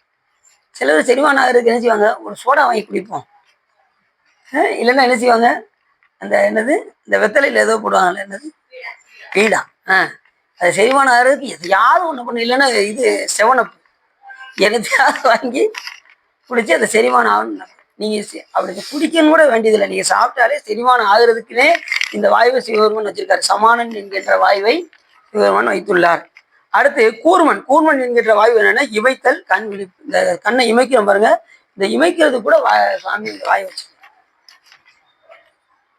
சிவா அப்படின்னு பார்த்துட்டேன், பின்னாடி கூட வந்துட்டீங்க பார்த்தீங்களா? ஏன்னா இந்த கண்ணு இமைக்கிறோம் பாருங்க, இந்த இமைக்கிறது தான் கூர்மன் என்கின்ற வாயு நமக்கு சாமி செலுத்தி. அது மாதிரி கண்ணு விழிச்சு நல்லா பார்க்குற பாருங்க, இப்படி மூடி இருக்கிறதும் விழிக்கிறதுக்கும் ஒரு வாயு செயல்படுது. அதுக்கும் சாமி இந்த கூர்மன் என்கின்ற வாயு வைத்து. அடுத்து கிருகரன் என்கின்ற வாயு கொட்டாவி, பசி, தாகம் வருது பாருங்க, இதெல்லாம் வந்து பார்த்தீங்கன்னா இந்த வாயு மூலியமாக தான் எல்லாமே. கிருகரன் என்கின்ற வாயு கொட்டாய் ஆணு. சில பேர் பார்த்தீங்கன்னா ஸ்கூலில் பாடம் நடத்தி இருக்கும்போது தான் அடிக்கடி கொட்டாய் வரும். இந்த பிள்ளைகளெல்லாம் பார்த்தீங்கன்னா ஆசிரியர் வைவர் இவங்க எல்லாத்தையும் அடைக்கிட்டு கொட்டாவி அடைக்கிட்டு இப்படி வச்சுக்கிட்டே அடியெல்லாம் நிறைய தடவை அடி வாங்கியிருக்கேன் வாத்தியார்ட்ட. இந்த கொட்டாய் விட்டேவும் காலையில் சரியாக உறக்கலை உலக தெரியுது சரவணா அப்படிம்பாரு வாத்தியார் உறவை வச்சுக்கிட்டு. அது நான் கொட்டாய் விடும்போது பின்னாடி ஒருத்தனை மறைச்சி விட்டுட்டு அப்படிங்கிறது அவர் கரெக்டாக பார்த்துருவார் வாத்தியார். சரவணா கொஞ்சம் கிட்ட வாப்பா அப்படிம்பாரு. சார் என்னங்க சார் கூப்பிட்டீங்களா சார்? ரொம்ப ஒன்னே தான் கூப்பிட்டேன். அது என்ன பின்னாடி மறைவா போய் கொட்டாய் விடுறது, கையை நீட்டு ஓய் அடிப்பார். வேற வழியே இல்லாமல் கொட்டாய் வந்துக்கிட்டே இருக்கும் சில நேரத்தில். அது சரியா உறங்காது தான் காரணம். உரங்களெல்லாம் கொட்டாய் வந்துக்கிட்டே இருக்கும். அது ஆனால் நல்லதுதான், கொட்டாய் வந்து வர்றது நல்லது. எதையுமே இந்த உடம்பு செய்கிறத அடக்கி வைக்கக்கூடாது. வந்துருச்சுன்னா என்ன செஞ்சிடணும், கொட்டாய் வெளியே விட்டுறணும். பாத்ரூம் போகிற மாதிரி இருக்குன்னா உடனே அதை அடக்கி வைக்கக்கூடாது, போயிடணும். தண்ணி தாகமாக இருக்குன்னா உடனே அருந்தணும், அதை அடக்கி வைக்கக்கூடாது. பசியா இருந்ததுன்னா உடனே சாப்பிடணும், அதை அடைக்க கூடாது. இப்படி எதையுமே நாம் என்ன செய்யக்கூடாது, இந்த உடம்பு கேட்கின்றதை நாம் கொடுத்து கொண்டே இருக்க வேண்டும். அப்படி கொடுத்தா நமக்கு எந்த நோயும் வராது. அப்படி கொடுக்காதனாலதான் நமக்கு உடம்புல ஒவ்வொரு பிரச்சனையா வர்ற காரணம் அதுதான். சில பேர் அல்சர் ப்ராப்ளம்லாம் வருது இல்லை, என்ன காரணம்? சரியா சாப்பிட்றதுனால காரணம். வேலைக்கு சாப்பிடாதனால அல்சர் ப்ராப்ளம் வந்து உடனே ஹாஸ்பிட்டலில் போய் ஊசியெல்லாம் போட்டு மாத்திரையெல்லாம் சாப்பிட்டு மறுபடியும் அதை சீர் பண்ணி கொண்டு வர்றது முடியும் பாடுபடணும். அதனால் உடம்புக்கு ஏற்பதை அப்பப்போ அதை கரெக்டாக செஞ்சிட்டோம்னா நாம் என்ன செய்ய வேண்டியதில்லை, நம்ம மருத்துவ செலவு செய்ய வேண்டியதில்லை. அடுத்து வந்து பார்த்தீங்கன்னா தேவதத்தன் என்கின்ற வாயு சோம்பலை உண்டாகும். சோம்பலாக இருக்கிற பாருங்க, சில ஒருத்தர் பெருமூச்சு விடுவாங்க, அப்பா இனிமேல் என்னால் ஒரு வேலை பார்க்க முடியாது அப்படின்னு சோம்பேறித்தனம்.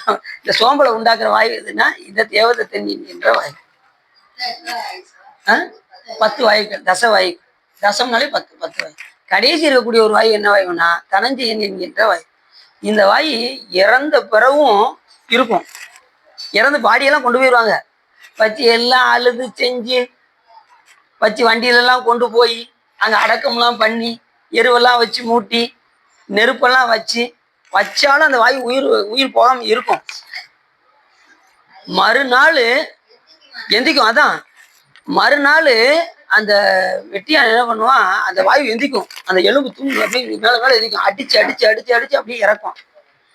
அதுக்கப்புறம் தான் அந்த உயிர் போகும். அந்த அந்த தனஞ்சயன் என்கின்ற வாயு அதுக்கப்புறம் தான் போகும். அது வரைக்கும்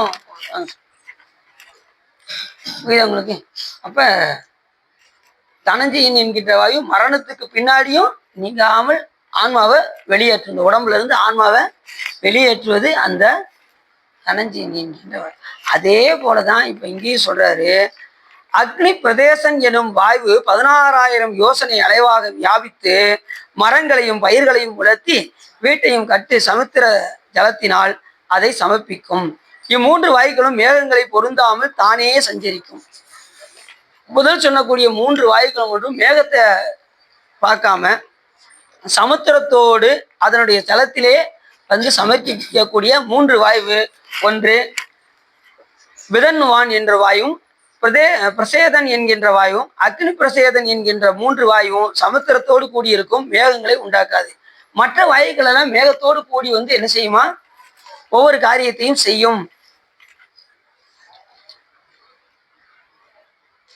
செசனி என்னும் வாயு சத்துகன் என்னும் மேகத்துடனே பொருந்த மீன், ஆமை, தவளை முதலியவை எல்லாம் துயருற பொல்லா மழையை பொழியும். இந்த வாயு வந்து என்ன செய்யுமா, சத்துகன் என்னும் மேகத்தினுடைய, பாருங்க மேகத்துக்கு கூட பேர் இருக்கு, அதை முதற்கொண்டு சாமி சொல்றாரு. ஒவ்வொரு மேகத்துக்கு பேர் இருக்கு, சமுத்திரத்துக்கு பேர் இருக்கு, கடலுக்கு பேர் இருக்கு, ஒவ்வொரு உலகத்துக்கு பேர் இருக்கு, அதை வசிக்கக்கூடிய அதிதெய்வத்துக்கு பேர் இருக்கு. இத்தனையும் யாரு சொல்றான், சாமி முழுக்க சொல்றாரு. அப்ப எல்லாத்துக்குமே மூலத்துல சுவாமி எழுதி வச்சிருக்க. இந்த வாயு நீரில் வாழ்கின்ற காரணத்தினால் மீன், ஆமை, தவளை முதலிய எல்லாம் துயருற பொல்லா மழையை பொழியும். மேகத்தோடு கூடி சமுத்திரம் வந்து மேகத்துல போய் அது மழையாய் என்ன செய்யுமா, பொழியும். அவுத்தன் என்னும் வாயு ரோதகன் என்னும் மேகத்தினுடைய பொருந்தி 16,000 யோசனை அளவாக வியாபித்து விடவாகிய மழையை பொழிந்து அதனால் ஆன்மாக்களை நாசம் செய்யும்.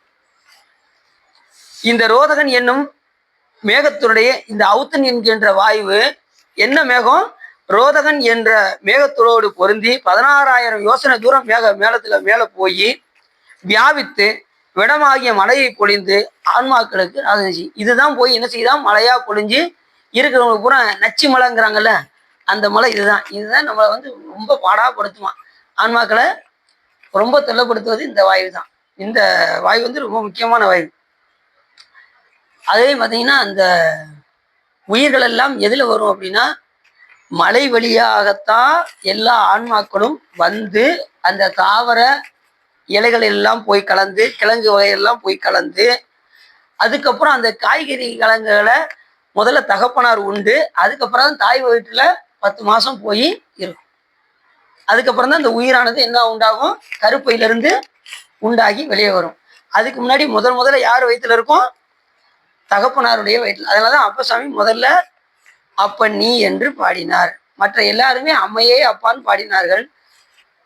நமது அப்பசாமிகள் தான் அப்பன் நீ, அம்மை நீ, ஐயனும் நீ, அன்புடைய மாமனும் மாமியும் நீ, ஒப்புடைய மாதரும் உன் பொருளும் நீ, ஒருகுலமும் சுற்றமும் ஓர் ஊரும் நீ, துய்ப்பனமும் உயிப்பனமும் தோற்றுவாய் நீ, துணையாய நெஞ்ச துறப்பிப்பாய் நீ, இப்பொன்னி இம்மணி நீ, இம்முத்தும் நீ, இறைவன் நீ, ஏறூர்ந்த செல்வன் நீயே என்று சாமி சொல்லியிருக்காரு.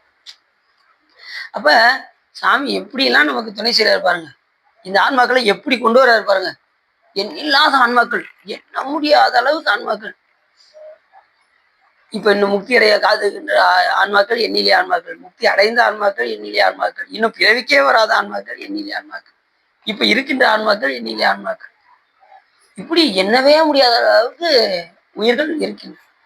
ஆனா வகைகள் எத்தனைதான் அப்படின்னா 84 லட்சம் வகைகள் தான் இருக்கு. உயிரினுடைய வகைகள் 84 லட்சம்.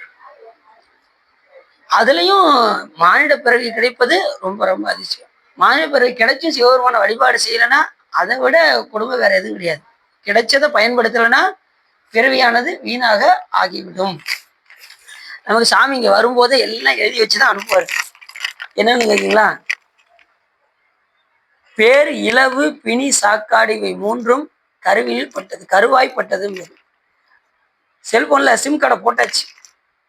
சிம் கார்டை போட்டாச்சுன்னா தானே வேலை செய்ய முடியும். இல்லை செல்போன் ஒர்க் ஆகுமா? அதே போல நமக்கு வரும்போதே சிம் கார்டை போட்டு தான் அனுப்புறாரு சாமி.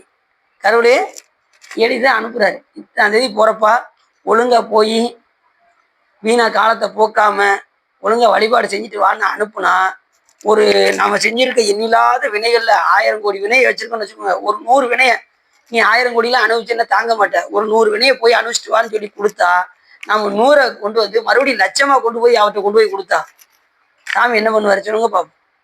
என்னப்பா 100 கொடுத்து விட்டா நீ லட்சத்தை கொண்டு வந்திருக்க வினைய அப்படின்னு சொல்லி சாமி என்ன பண்ணுவாரு. அதனால காலத்தை போக்காமல் பேர் இலவு பிணி சாக்காடு இவை மூன்றும். நமக்கு நோய் வருதா?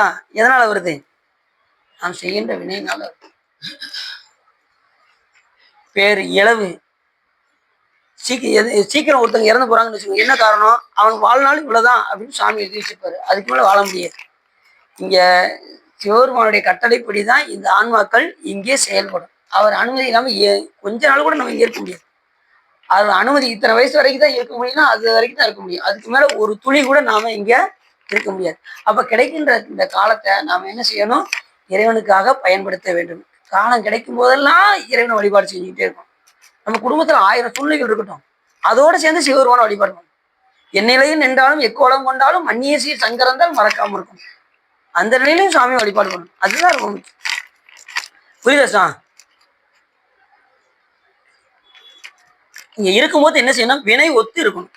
நல்வினை அனுபவிச்சாலும் தீவினை அனுபவிச்சாலும் அதை சமநோக்கோடு பார்க்கக்கூடிய தன்மை நமக்கு வரணும். அதுக்குதான் இந்த பிறவி கொடுத்துருக்காரு. துன்பம் வரணுமா? வரட்டும். இன்பம் வருதா? வரட்டும். எல்லாம் சிவன் செயல் நினைங்க. எல்லாம் சமநோக்கோடு பாருங்க. எல்லாம் பெருமான் தந்தது. தீவினை நடக்கா, ஏதோ நான் தீவினை செஞ்சிருக்கேன், அதனால சுவாமி ஊட்டியிருக்காரு. இன்பமா இருக்குமா? நாம ஏதோ மற்றவர்களுக்கு இன்பம் செஞ்சிருக்கோம், அதனால நமக்கு இன்பம் வருது.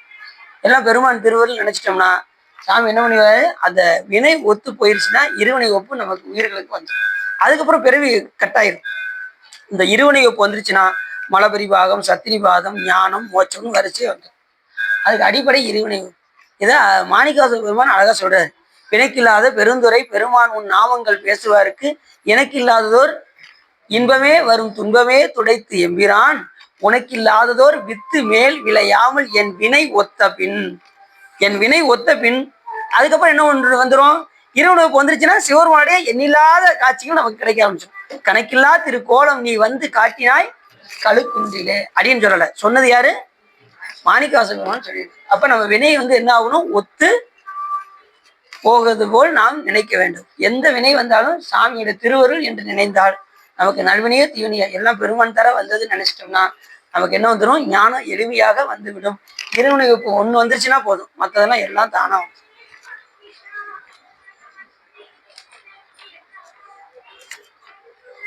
சாமி அதனாலதான் ஒவ்வொன்றா கொடுக்குறாரு. இந்த வாழ்ற வாழ்க்கையிலே முதல் நிறைய கொடுக்குறாரு. நிறைய கொடுக்கும் போதே என்ன செஞ்சிடணும்? தெளிவாயிரணும். அப்ப நம்ம 40+ வந்துட்டோம்னு அர்த்தம். 40 ஆயிடுச்சு. அப்போ ஒழுங்கா வழிபாடு செய்யணும். அப்புறம் 50+ கண்ணாடி போட ஆரம்பிச்சிருமா? அப்பயாவது ஒழுங்கா வழிபாடு பண்ணுப்பான்னு அடுத்த இன்ஃபர்மேஷன் கொடுப்பாரு சாமி. அதுலயாவது தெளிவாயிடணும். அதுவும் அப்படின்னா கடைசி போக்கு வந்துடும், ஒண்ணுமே செய்ய முடியாது. இந்த 2 கொடுக்கும்போதே நம்ம என்ன ஆயிடணும், தெளிவா ஆயிடணும். நிறை கொடுக்கும்போதே நிறைய சாமி இந்த டை அடிச்சிடறேன் அப்படின்னு டை அடிச்சு பதில் நோட்டீஸ், சாமிக்கே பதில் நோட்டீஸ். திரையை கொடுத்தா நம்மளால கண்ணாடி போட்டு பதில் நோட்டீஸ். இப்படி கொடுத்தா என்ன செய்ய முடியும்? அதனால கிடைக்கின்ற இந்த காலத்தை நாம் என்ன செய்யணும், சிவபெருமானை வழிபாடு செய்து போகும். அப்படி சாமி பாருங்க, மழை மூலியமாக மேகத்தோடு தொடர்பு கொண்டு மழையாக பொழிந்து அதுல ஆன்மாக்கள்லாம் வந்து அதை தகப்பனார் உண்டு. அதுக்கப்புறம் தாய் வயிற்றுல 10 மாசம் போய் சரி. அம்மையே அப்பா ஒப்பிலாமணியே அன்பினில் விளைந்த ஆரமுதே மாணிக்கவாச பெருமான் சொல்றாரு. எல்லாருமே அம்மையே அப்பான்னு பாருங்க. அம்மையே உலகுக்கு அம்மையப்பர் அப்படின்னு காரைக்கிழமையா சொல்றாங்க. இப்படி எல்லாருமே அம்மையே அப்பான்னு சொல்றாங்க. ஆனா அப்பசாமிகள் மட்டும்தான் அப்பன் நீ, அம்மை நீ, ஐயனும் நீ, அன்புடைய மாமனும் மாமியும் நீனர். இப்ப நாம எந்த தைரியத்துல இந்த உலகத்துல இருக்கோம்னா, எனக்கு எங்க மாமன் இருக்கான், மச்சான் இருக்கான், என் சித்தப்பா இருக்காரு, நான் எதுக்கு பயப்படணும் அப்படின்னு இந்த உறவு இருக்கிறதுனால நம்ம என்ன சொல்றோம், தைரியமா இருக்கோம்.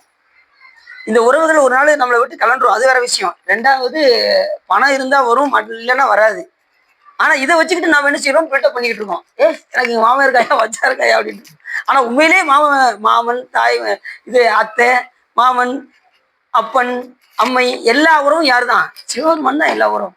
அப்பன் நீ, அம்மை நீ, ஐயனும் நீ, அன்புடைய மாமனும் மாமியும் நீட்டாரு, ஒப்புடைய மாதரும் ஒரு பொருளும் நீட்டாரு, ஒரு கிடமும் சுற்றமும் ஒரு சுற்றத்தார் எல்லாமே நீதான் சாமி, எனக்கு உறவு நீதான் அப்படின்ட்டு. ஞானிகள்லாம் அப்படித்தான் பாடுவாங்க. அவனும் அந்த அளவுக்கு தான் இருக்கணும். இந்த உலகத்துல வாழும்போது தாமரை இலையில தண்ணி ஒட்டாதவாறு தான் வாழ வேண்டும். நாம என்ன செய்யறோம், இதுக்கு முழுமையா அடிக்ட் ஆயிடக்கூடாது. ஆனா அப்படிதான் இருக்கும். முழுமையா நம்ம வீடு, நம்ம சொந்த பந்தம் அப்படின்னு தான் நம்ம வாழ வேண்டும். ஆனா அவர்கள் வாழும்போது நம்ம எப்படி இருக்கணும், தாமரை இலையில் தண்ணி ஒட்டாதவாறு வாழ்ந்து கொண்டு சிவபெருமானை வழிபாடு செய்து கொண்டே இருக்க வேண்டும். சரி, இப்ப இந்த வாயுவானது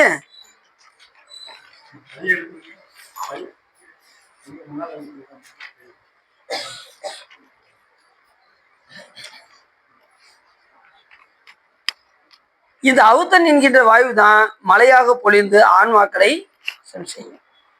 இப்படி ஒவ்வொன்றா நமக்கு நிறைய இந்த மழை வர்றதுனாலதான் துன்பம் வர்றது காரணம் என்ன, இந்த வாயு செய்கின்ற வேலை தான்.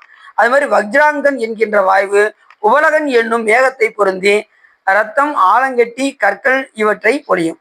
ஆலங்கட்டி கல்லாம் பார்த்துருக்கீங்களா? அடியும் பார்த்தது இல்லை, அதனால கேட்கணும். ஆலங்கட்டி மழை இந்த இது பனிக்கட்டியா விழுவோம், அதுதானா? சரி, அது நான் பார்த்துருக்கோம். நம்ம அன்னைக்கு கூட இங்க முன்னாடி வந்து விழுந்தது ஆலங்கட்டி. ஓ, ரத்தம், கற்கள் ஆகியவற்றை பொழியும். இந்த வாயு தான் போய் என்ன செய்யும், மேகத்தோடு பொருந்தி ஆலங்கட்டி மழையாக நமக்கு பொழிகின்றது. வைத்தியுதன் என்கின்ற வாயு வைத்தியுதன் என்னும் மேகத்தை பொருந்தி 16,000 யோசனை அளவு சஞ்சரித்து இடி, மின்னல் முதலியவற்றை இடி மின்னலை இந்த வாயு தான் போய் உண்டாக்குமா. எப்படி சொல்லியிருக்காரு பாருங்க சாமி. இடி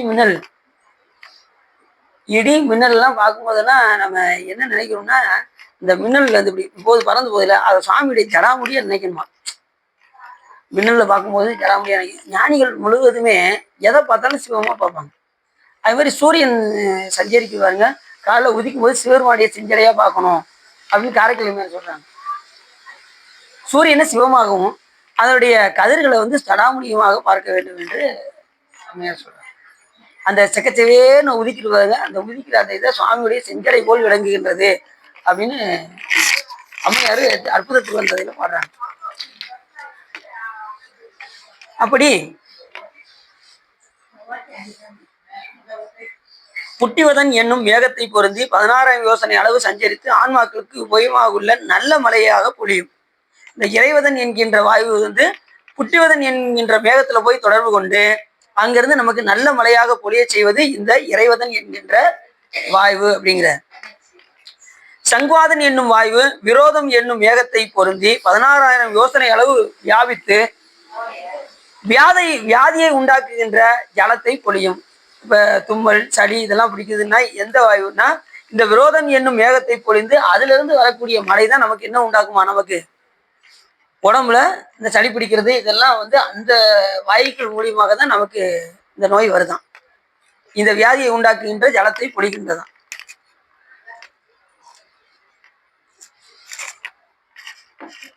தும்மல், இருமல் இதெல்லாம் வந்ததுன்னு வச்சுக்கோங்க, உடம்புக்கு நல்லது. தும்மல் வந்தால் தும்மிடணும், அடைக்க கூடாது. இருமல் வந்தால் இருமணும், அடைக்க கூடாது. எது வந்தாலும் சிவபெருமானை வழிபாடு செய்து திருநீர் பூசிட்டோம்னு வச்சுக்கோங்க, சரியாகுமா சரியாகாதான்.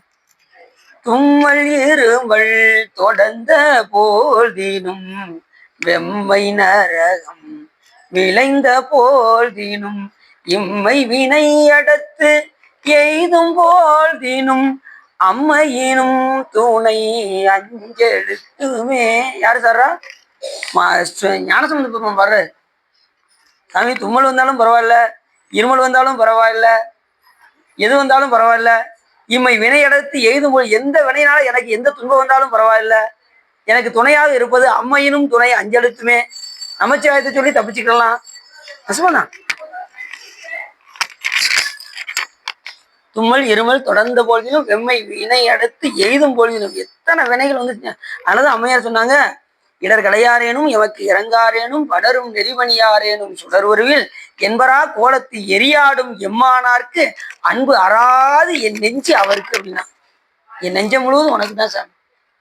எனக்கு எத்தனை இடரை கிடைக்காட்டாலும் பரவாயில்ல, துன்பத்தை கிடைக்காட்டாலும் பரவாயில்ல, எனக்கு இப்படி போ நல்ல பாதையை காட்டாட்டாலும் பரவாயில்ல, எனக்கு இறங்கி வந்து அருள் செய்யாட்டாலும் பரவாயில்ல, என் அன்பு முழுவதும் யாருக்கு தான்? உனக்கு. அன்பு அறாது என் நெஞ்சு அவருக்கு. எப்படி சொல்றாங்க பாருங்க. அவங்க உரைப்பு சிறு பிள்ளையிலிருந்தே சிவபெருமானுடைய நாமத்தை சொல்லி சொல்லி பழகினதுனால பிறந்து மொழிபெயர்ந்த பெண்ணெல்லாம் காதல். சாமி மேல அவ்வளவு காதல். பிறந்து மொழிபெயர்ந்த பெண்ணெல்லாம் காதல் சிறந்து நின் சேவடியே சேர்ந்தேன் நிறந்தியலும் மைஞான்ற கண்டத்து வானோர் பெருமானே இஞ்ஞான்று தீர்ப்பது இடர் என்று சொல்வதற்கிணங்க சிறுபிள்ளையிலிருந்தே சிவபெருமான் மேல பற்று. அதனாலதான் எந்த உறுதியோடு இருந்தாங்கன்னா, ஒன்றே நினைத்திருந்தேன், ஒன்றே துணிந்து ஒளிந்தேன், ஒன்றே என் உள்ளத்தின் உள் அடைத்தேன், ஒன்றே கான் கங்கையான் திங்கள் கதிர்முடியான் பொங்கலி சேர் அங்கையற்கு ஆளாம் அது அப்படின்னாங்க அம்மையார். இப்ப எவ்வளவு பெரிய உரைப்பு பாருங்க. இந்த உரைப்பு தான் நம்ம இந்த மாதிரி திருமுறை பாடல்கள்லாம் படிச்சாதான் நமக்கு சுவாமி மேல உரைப்பு வரும். இந்த பாடல்கள்லாம் பூஜையினுடைய முடிவுல நம்ம வச்சுக்கிடணும். அதே மாதிரி அன்றே எந்த நாவியும் உடலும் உடைமை எல்லாமும் ஒன்றேனையா என்னை ஆட்கொண்ட போதே கொண்டிலையோன்னு இதெல்லாம் பாடணும். பூசையும் பூசை கேட்ட பொருள்களும் பூசை செய்யும் நேசனும் பூசை கொண்டு நீ அதில் பேரும் நல்கும் ஈசனுமாகி பூசை யான் செய்தேன் என்னும் என் போத வாசனை அதுவும் ஆகிய மறைமுதல் அடிகள் போற்றி என்று இந்த பாட்டெல்லாம் பாடணும். வேகமா வான்முகில் வளாது வைக மலிவளம் சுரக்க மன்னன் போன்முறை அரசு செய்ய டக்குன்னு முடிச்சு போட்டு இருந்திருக்கல. என்னென்ன பாடல்கள்லாம் இறைஞ்சி வேண்டியிருக்காங்களோ ஞானிகள் எல்லாம் அந்த பாடல்கள்லாம் சாமிக்கு முன்னாடி பாடணும். வேண்டத்தக்கது அறிவோயினி வேண்ட முழுதும் தருவோயினி வேண்டிய என் மார்க்கு அறியோயினி வேண்டி என்னை பணி கொண்டாயின்னு அந்த பாடல்கள்லாம் சாமிக்கு முன்னாடி விண்ணப்பமாக வைக்க வேண்டும். அப்படின்னாதான் நமக்கு ஆனந்தம் கொஞ்சம் கொஞ்சமாக நமக்கு தேவையாகும்.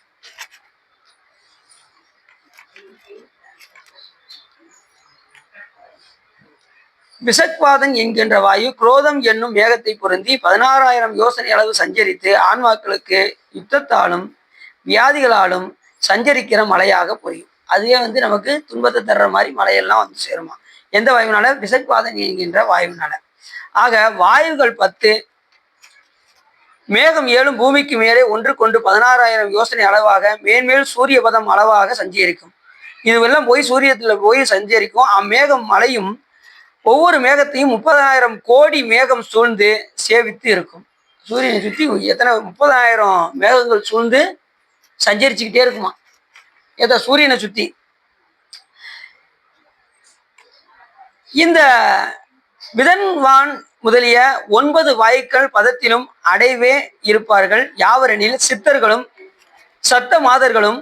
இங்க யாரெல்லாம் சஞ்சரிப்பாங்க அப்படின்னா, அந்த உலகத்துல அந்த சூரியனுக்கு அருகே இருக்கக்கூடிய அந்த 30,000 கோடி மேகம் சூழ்ந்திருக்கின்ற அந்த இடத்துல சித்தர்களும் சத்த மாதர்களும் சித்த சாரணர்களும் நாராஞ்சங்கர்களும் ஆயுத தேவதைகளும் ஐராவதம் புண்டரீகம் வாமனம் குமுதம் அஞ்சனம் புஷ்பநந்தம் சார்வ பூமம் சுப்பிர தீபம் என்னும் அட்ட கஜங்களும் பஷ்ணாரானாகிய கருடனும் ஆகாச கங்கையும் தர்மஸ்வரூபமாயிருக்கின்ற இடபதேவரும் தஷ பிரஜாபதியுமாக இவங்கெல்லாம் எங்க இருப்பாங்கன்னா அந்த சூரியன் பக்கத்துல இருப்பாங்க.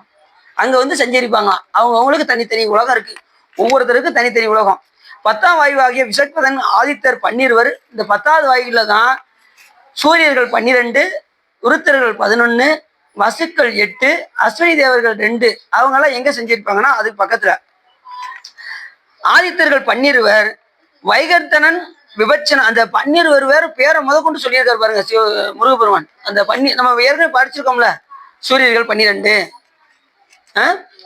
உருத்திரர்கள் 11, அது வசுக்கள் 8, அஸ்வினி தேவர்கள் 2. அதை கொண்டு சொல்றாரு. அந்த 12 யாருன்னா வைகர்த்தனன், விபச்சுரன், மார்த்தாண்டன், பார்கரன், இரவி, உலோக பிரகாசன், உலோகோசாசி, திருவிக்கிரமன், ஆதித்யன், சூரியன், அங்கமாலி, திவாகரன் என்கின்ற இந்த 12 சூரியர்கள். அதனாலதான் திவாகரர் வடிவை உருக்கி வடித்த திருக்கைவேல்னு அருணகிரிநாதர் சொல்றாரு. இந்த சூரியனை சொல்றாரு. இந்த சூரியனை உருக்கி கருக்கட்டி எத்தனை கோடி? 100 கோடி 100 கோடி சூரியர்களை உருக்கி கருக்கட்டி வார்த்தால் என்ன ஒரு ஆற்றலோ அது முருகப்பெருமான் கையில் வைத்திருக்கக்கூடிய வேலாயத்துடைய ஆற்றல். அப்ப திவாகரன் யாரை குடிக்குது? சூரியனை. அந்த திவாகரன் தான்.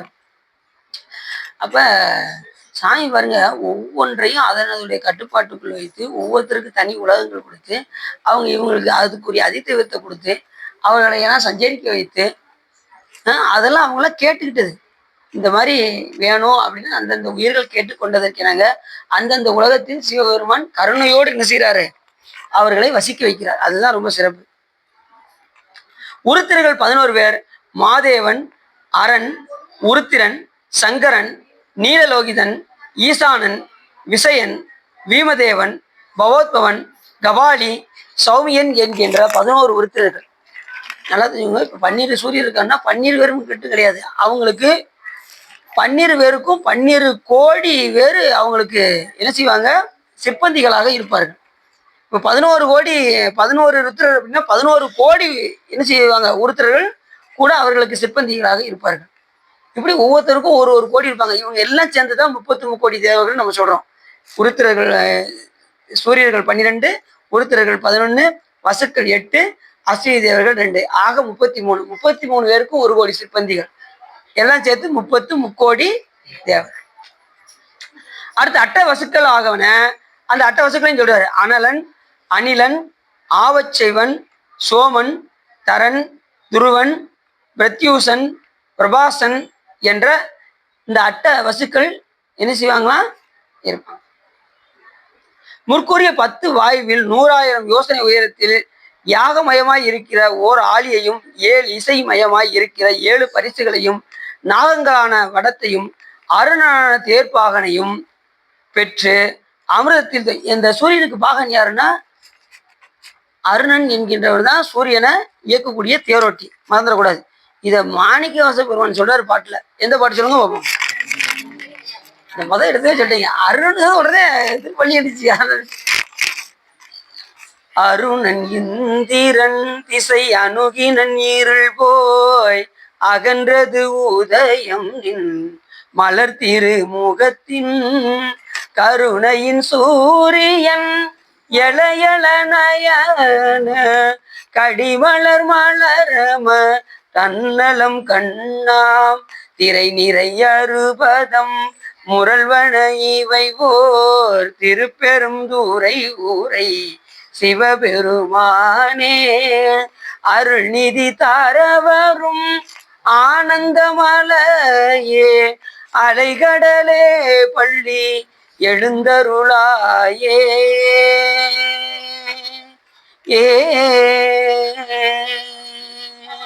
பாட்டு. அருணன் இசை அணுகினன் இருள் போய் அகன்றது உதயம் என் மலர் திரு முகத்தில் கருணையின் சூரியன் எல எல நயன கடிமலர் மலரமற்றன்னலம் கண்ணா. சூரியன் வரும்போது எது மலரும்? தாமரை மலர். மலரமற்றன்னலம் கண்ணா திரை நிறை அறுபதம் முரல்வன இவைவோர். நாமளும் என்ன செய்யறோம்? சூரிய உச்சை பெறுவது பல பேர் எந்திக்கிறாங்க.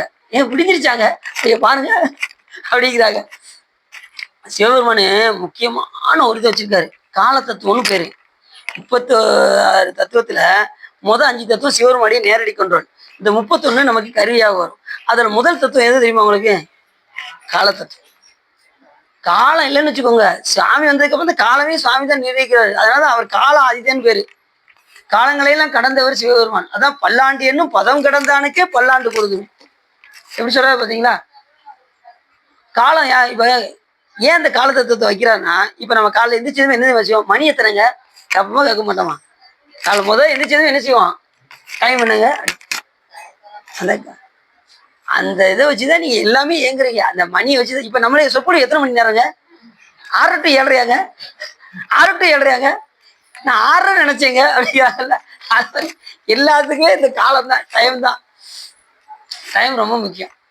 சரி, அது மாதிரி வழிபாட்டுக்கு ரொம்ப முக்கியம் காலங்கள். அந்த காலத்தை அதிகமாக நாம் எடுத்துக்கொள்ள வேண்டும். ஒரு நாளைக்கு 24 மணி நேரம் டயம் இருக்கு. சிவபெருமான் வழிபாடு பண்றதுக்கு எத்தனை நேரம் இருக்கு? 24. சரி, உங்க வேலையை ஒரு 8 மணி நேரம் வச்சுக்கோங்க. உங்க வேலையை 8 மணி நேரம் வேலை வைப்பீங்களா? வீட்டு வேலை 8 மணி நேரம் வைப்பீங்களா? அது கூட வைப்பீங்களா? நீங்க ஒரு நான் 24 நேரம் வேலை பார்த்துட்டு தாங்க இருக்கேன் அப்படின்னு யாராவது இருக்கீங்களா? அது வீட்டுக்கு போனாதாங்க தெரியும். நாங்க பாக்குறது என்னமோ 2-3 வேலை தான் பார்ப்போம். எங்க வீட்டுக்காரர் கொடுக்குற வேலை தான் ரொம்ப அதிகமான வேலையா இருக்கு அப்படிங்கிறது. என்ன எவ்வளவு வேலைகள் இருக்கட்டும், அதோடு தான் நம்ம என்ன செய்யணும், சிவபெருமான காலம் உண்டாகவே காதல் செய்து உய்மின். காலம் இருக்கும்போதே சாமி மேல காதல் கொள்ளணும். காதலாகி கசிந்து கண்ணீர் மொழி ஓதணும், திருமுறைகள் பாடணும், அடியார்களோடு இணங்கணும், திருக்கோயிலுக்கு வரணும், மலர் கட்டி கொடுக்கணும், உழவார பணி செய்யணும், திருமுறைகள் பாடணும், அத்தனையும் வரணும். இந்த 24 மணி நேரத்துக்குள்ள இத்தனையும் எப்போ கிடைக்கும்னா வழிபாடு செய்யும் போது கிடைக்கும். காலையில கோயிலுக்கு வரும்போது. அதுலேயும் பார்த்தீங்கன்னா ஆரம்பத்தில் நான் அடியில் மட்டும் பாடிக்கிட்டு இருந்தேன், தில்லை வளர்ந்தனர். இவங்க எல்லாம் பேசிட்டு இருந்தாங்க, அப்படின்னாங்க எல்லாரும் சேர்ந்து பாடுங்க அப்படின்னு எல்லாரும் பாட ஆரம்பிச்சிட்டாங்க. இப்போ அளவுக்கு என்ன செய்வாங்க, அந்த திருமுறைகளில் ஆர்வம் வந்துடும். ரெண்டாவது, காலையில் தினசரி அந்த தில்லைவன பாடுறது எவ்வளோ பெரிய சிறப்பு சொல்லுங்க பார்ப்போம். அது அடியார் கூட்டத்தோடு பாடுறது எவ்வளோ பெரிய சிறப்பு சொல்லுங்க பார்ப்போம். அதுக்காக தான் எல்லா அடியாரும் வாங்க, காலையில் 7 to 8 வழிபாடு நடக்கு. எல்லாரும் வந்தீங்கன்னா அந்த தில்லைவனந்தன பாட்டை எல்லாரும் சேர்ந்து பாடுவீங்க. சரியா? பாடினீங்கன்னா உங்களுக்கு சாமி கணக்கு எழுதிடுவாரு, முக்கியமான பாட்டை பாடியிருக்காருப்பா அப்படின்னு சிவபெருமான் என்ன செய்வாரு, அது அடியார் கூட்டத்துல இருந்து பாடியிருக்காருப்பா, மார்க்கு கொஞ்சம் கூட கொஞ்சம் எக்ஸ்டெண்ட் பண்ணுப்பா அப்படிங்குவாரு சாமி. நீ வீட்டுல இருந்து பாடுறதுக்கும் நீ அடியாரோடு பாடுறதுக்கும் வித்தியாசம் இருக்கு. அங்க அது ரெண்டாவது கோயில வந்து வேற பாடுறீங்க, அதுக்கு வேற அனந்த கோடி மடங்கு. சிவபெருமான் கையில கீழே வைக்க மாட்டாரு, கணக்கு எழுதிட்டே இருப்பாரு. அது தில்லைவனந்தன் பாட்டை வேற இல்லப்பா பாடியிருக்காரு, அடியார் பாட்டை எழுதுற கணக்கு எழுதுற அப்படின்னு எழுதிட்டே இருப்பாரு. அதனாலதான் எல்லாத்தையும் இங்க வந்து பாட சொல்றாரு. அதெல்லாம் எல்லாரும் வாங்க, வந்து காலையில தில்லைவனந்தன் பாடல பாடுங்க, அடியாரோடு சேர்ந்து இறங்கி பாடுங்க. சிவபெருமான் கணக்க எழுதி கொண்டே இருப்பார். எழுதும் கீழ்கணக்கு இன்னம்பர். சரி, அப்படி அதனால வழிபாடு வந்து நமக்கு என்ன செய்யணும், ரொம்ப முக்கியமான ஒன்று. எத்தனை காலங்கள் இருந்தாலும் நம்ம இறைவனுக்காக பயன்படுத்தக்கூடிய காலங்கள் நமக்கு கடைசி காலத்தில் வரும். மற்ற எதுவும் நம்ம கூட வராது. நீங்க திருமுறை உட்காந்து எழுதுறீங்களா, அது உங்க கூட வரும். சொற்பொழி கேட்குறீங்களா, அது உங்க கூட வரும், கடைசி காலத்துல வரும். சிவபெருமானுடைய புகழை கேட்டதுனால அது உங்க கூட வரும். அஞ்செழுத்து ஜெபம் பண்றீங்களா, அது உங்க கூட வரும். திருக்கோயிலுக்கு வரீங்களா, அது உங்க கூட வரும். இறைவனுக்காக பயன்படுத்தக்கூடிய அத்தனை காலங்களும் உங்களுக்கு துணை செய்யும், மற்ற எதுவும் உங்களுக்கு துணை செய்யாது. தேடிய மாடு நீடு செல்வமும் இல்லை, அதுதான் நீங்க சேர்த்து வைத்திருக்க செல்வமும் உங்களுக்கு துணை செய்யுமானா செய்யாது. அடியாருக்கு செலவிட்டால் செல்லும். அதனால சொன்னாரு, தேடிய மாடு நீடு செல்வமும் தில்லை மன்றிலும் ஆடிய பெருமான் அன்பருக்கே ஆவண ஆகும் அப்படின்னாரு. அந்த ஒரு வார்த்தை போட்ட ஆவண ஆகும் என்று நாடிய மனத்தினோடு நாயன்மார் அணைந்த போது எப்படி சொன்னாரு பாருங்க. ஆவண ஆகும் என்று நாடிய மனத்தினோடு நாயன்மார் அணைந்த போது கூடிய மகிழ்ச்சி பொங்க குறைவர கொடுத்து வந்தார், குறைவர கொடுத்து உவந்தார். இப்படி 2 பொருள் இருக்கு. மனம் உகந்து கொடுக்கணும், அதை தொடர்ந்து செஞ்சுக்கிட்டே இருந்தார் அந்த பணியை, அதை மனம் உவந்தும் கொடுத்தார். அப்படிதான் இருக்கணும். நம்முடைய செல்வம் எல்லாம் நீங்க ஒரு 100 ரூபா சேர்த்து வச்சீங்கன்னு வச்சுக்கோங்க, அதுல கொஞ்சமாவது அடியார் கொடுத்தாதான் அது உங்களுக்கு துணை செய்யும், இல்லைன்னா துணை செய்யவே செய்யாது. மீது உங்களுக்கு அடியாருக்கு வாய்ப்பு கிடைக்கும் போது என்ன பண்ணிடணும், இதை ஒவ்வொரு சொற்களையும் ஏன் சொல்றேன் அப்படின்னா, அடிக்கடி உங்களுக்கு உணவு ஊட்டிக்கிட்டே இருக்கணும். அப்படின்னாதான் உங்களுக்கு செய்யணுங்கிற அந்த எண்ணம் வரும். அடியார்களுக்கும் சிவபெருமானுக்கும் செஞ்சுக்கிட்டே இருக்கணும். 2 பேரும் நமக்கு 2 கண்ணு போல, சிவபெருமானும் அவருடைய அடியார்களும் நம்முடைய சேர்த்து வைத்த செல்வம் எல்லாம் யாருக்கு கொடுக்கணும்? அடியார்களுக்கும் சிவபெருமான். தேடிய மாடு நீடு செல்வம். நான் சேர்த்து மட்டும்தானாங்க, முன்னோர் சேர்த்து வச்சது கிடையாது, இல்லைங்களாம் கிடையாது. முன்னோர் சேர்த்து வச்சதையும் அவங்களுக்கு தான் பயன்படுத்தணுமா அடியார்கள் தான். ஒருத்தர் பார்த்தீங்கன்னா சோழ நாட்டிலலாம் பார்த்தீங்கன்னா வீடே எழுதி வச்சுறாங்க அடியார்களுக்கு. அப்போ எப்படி இருக்கும் யோசிச்சு பாருங்க.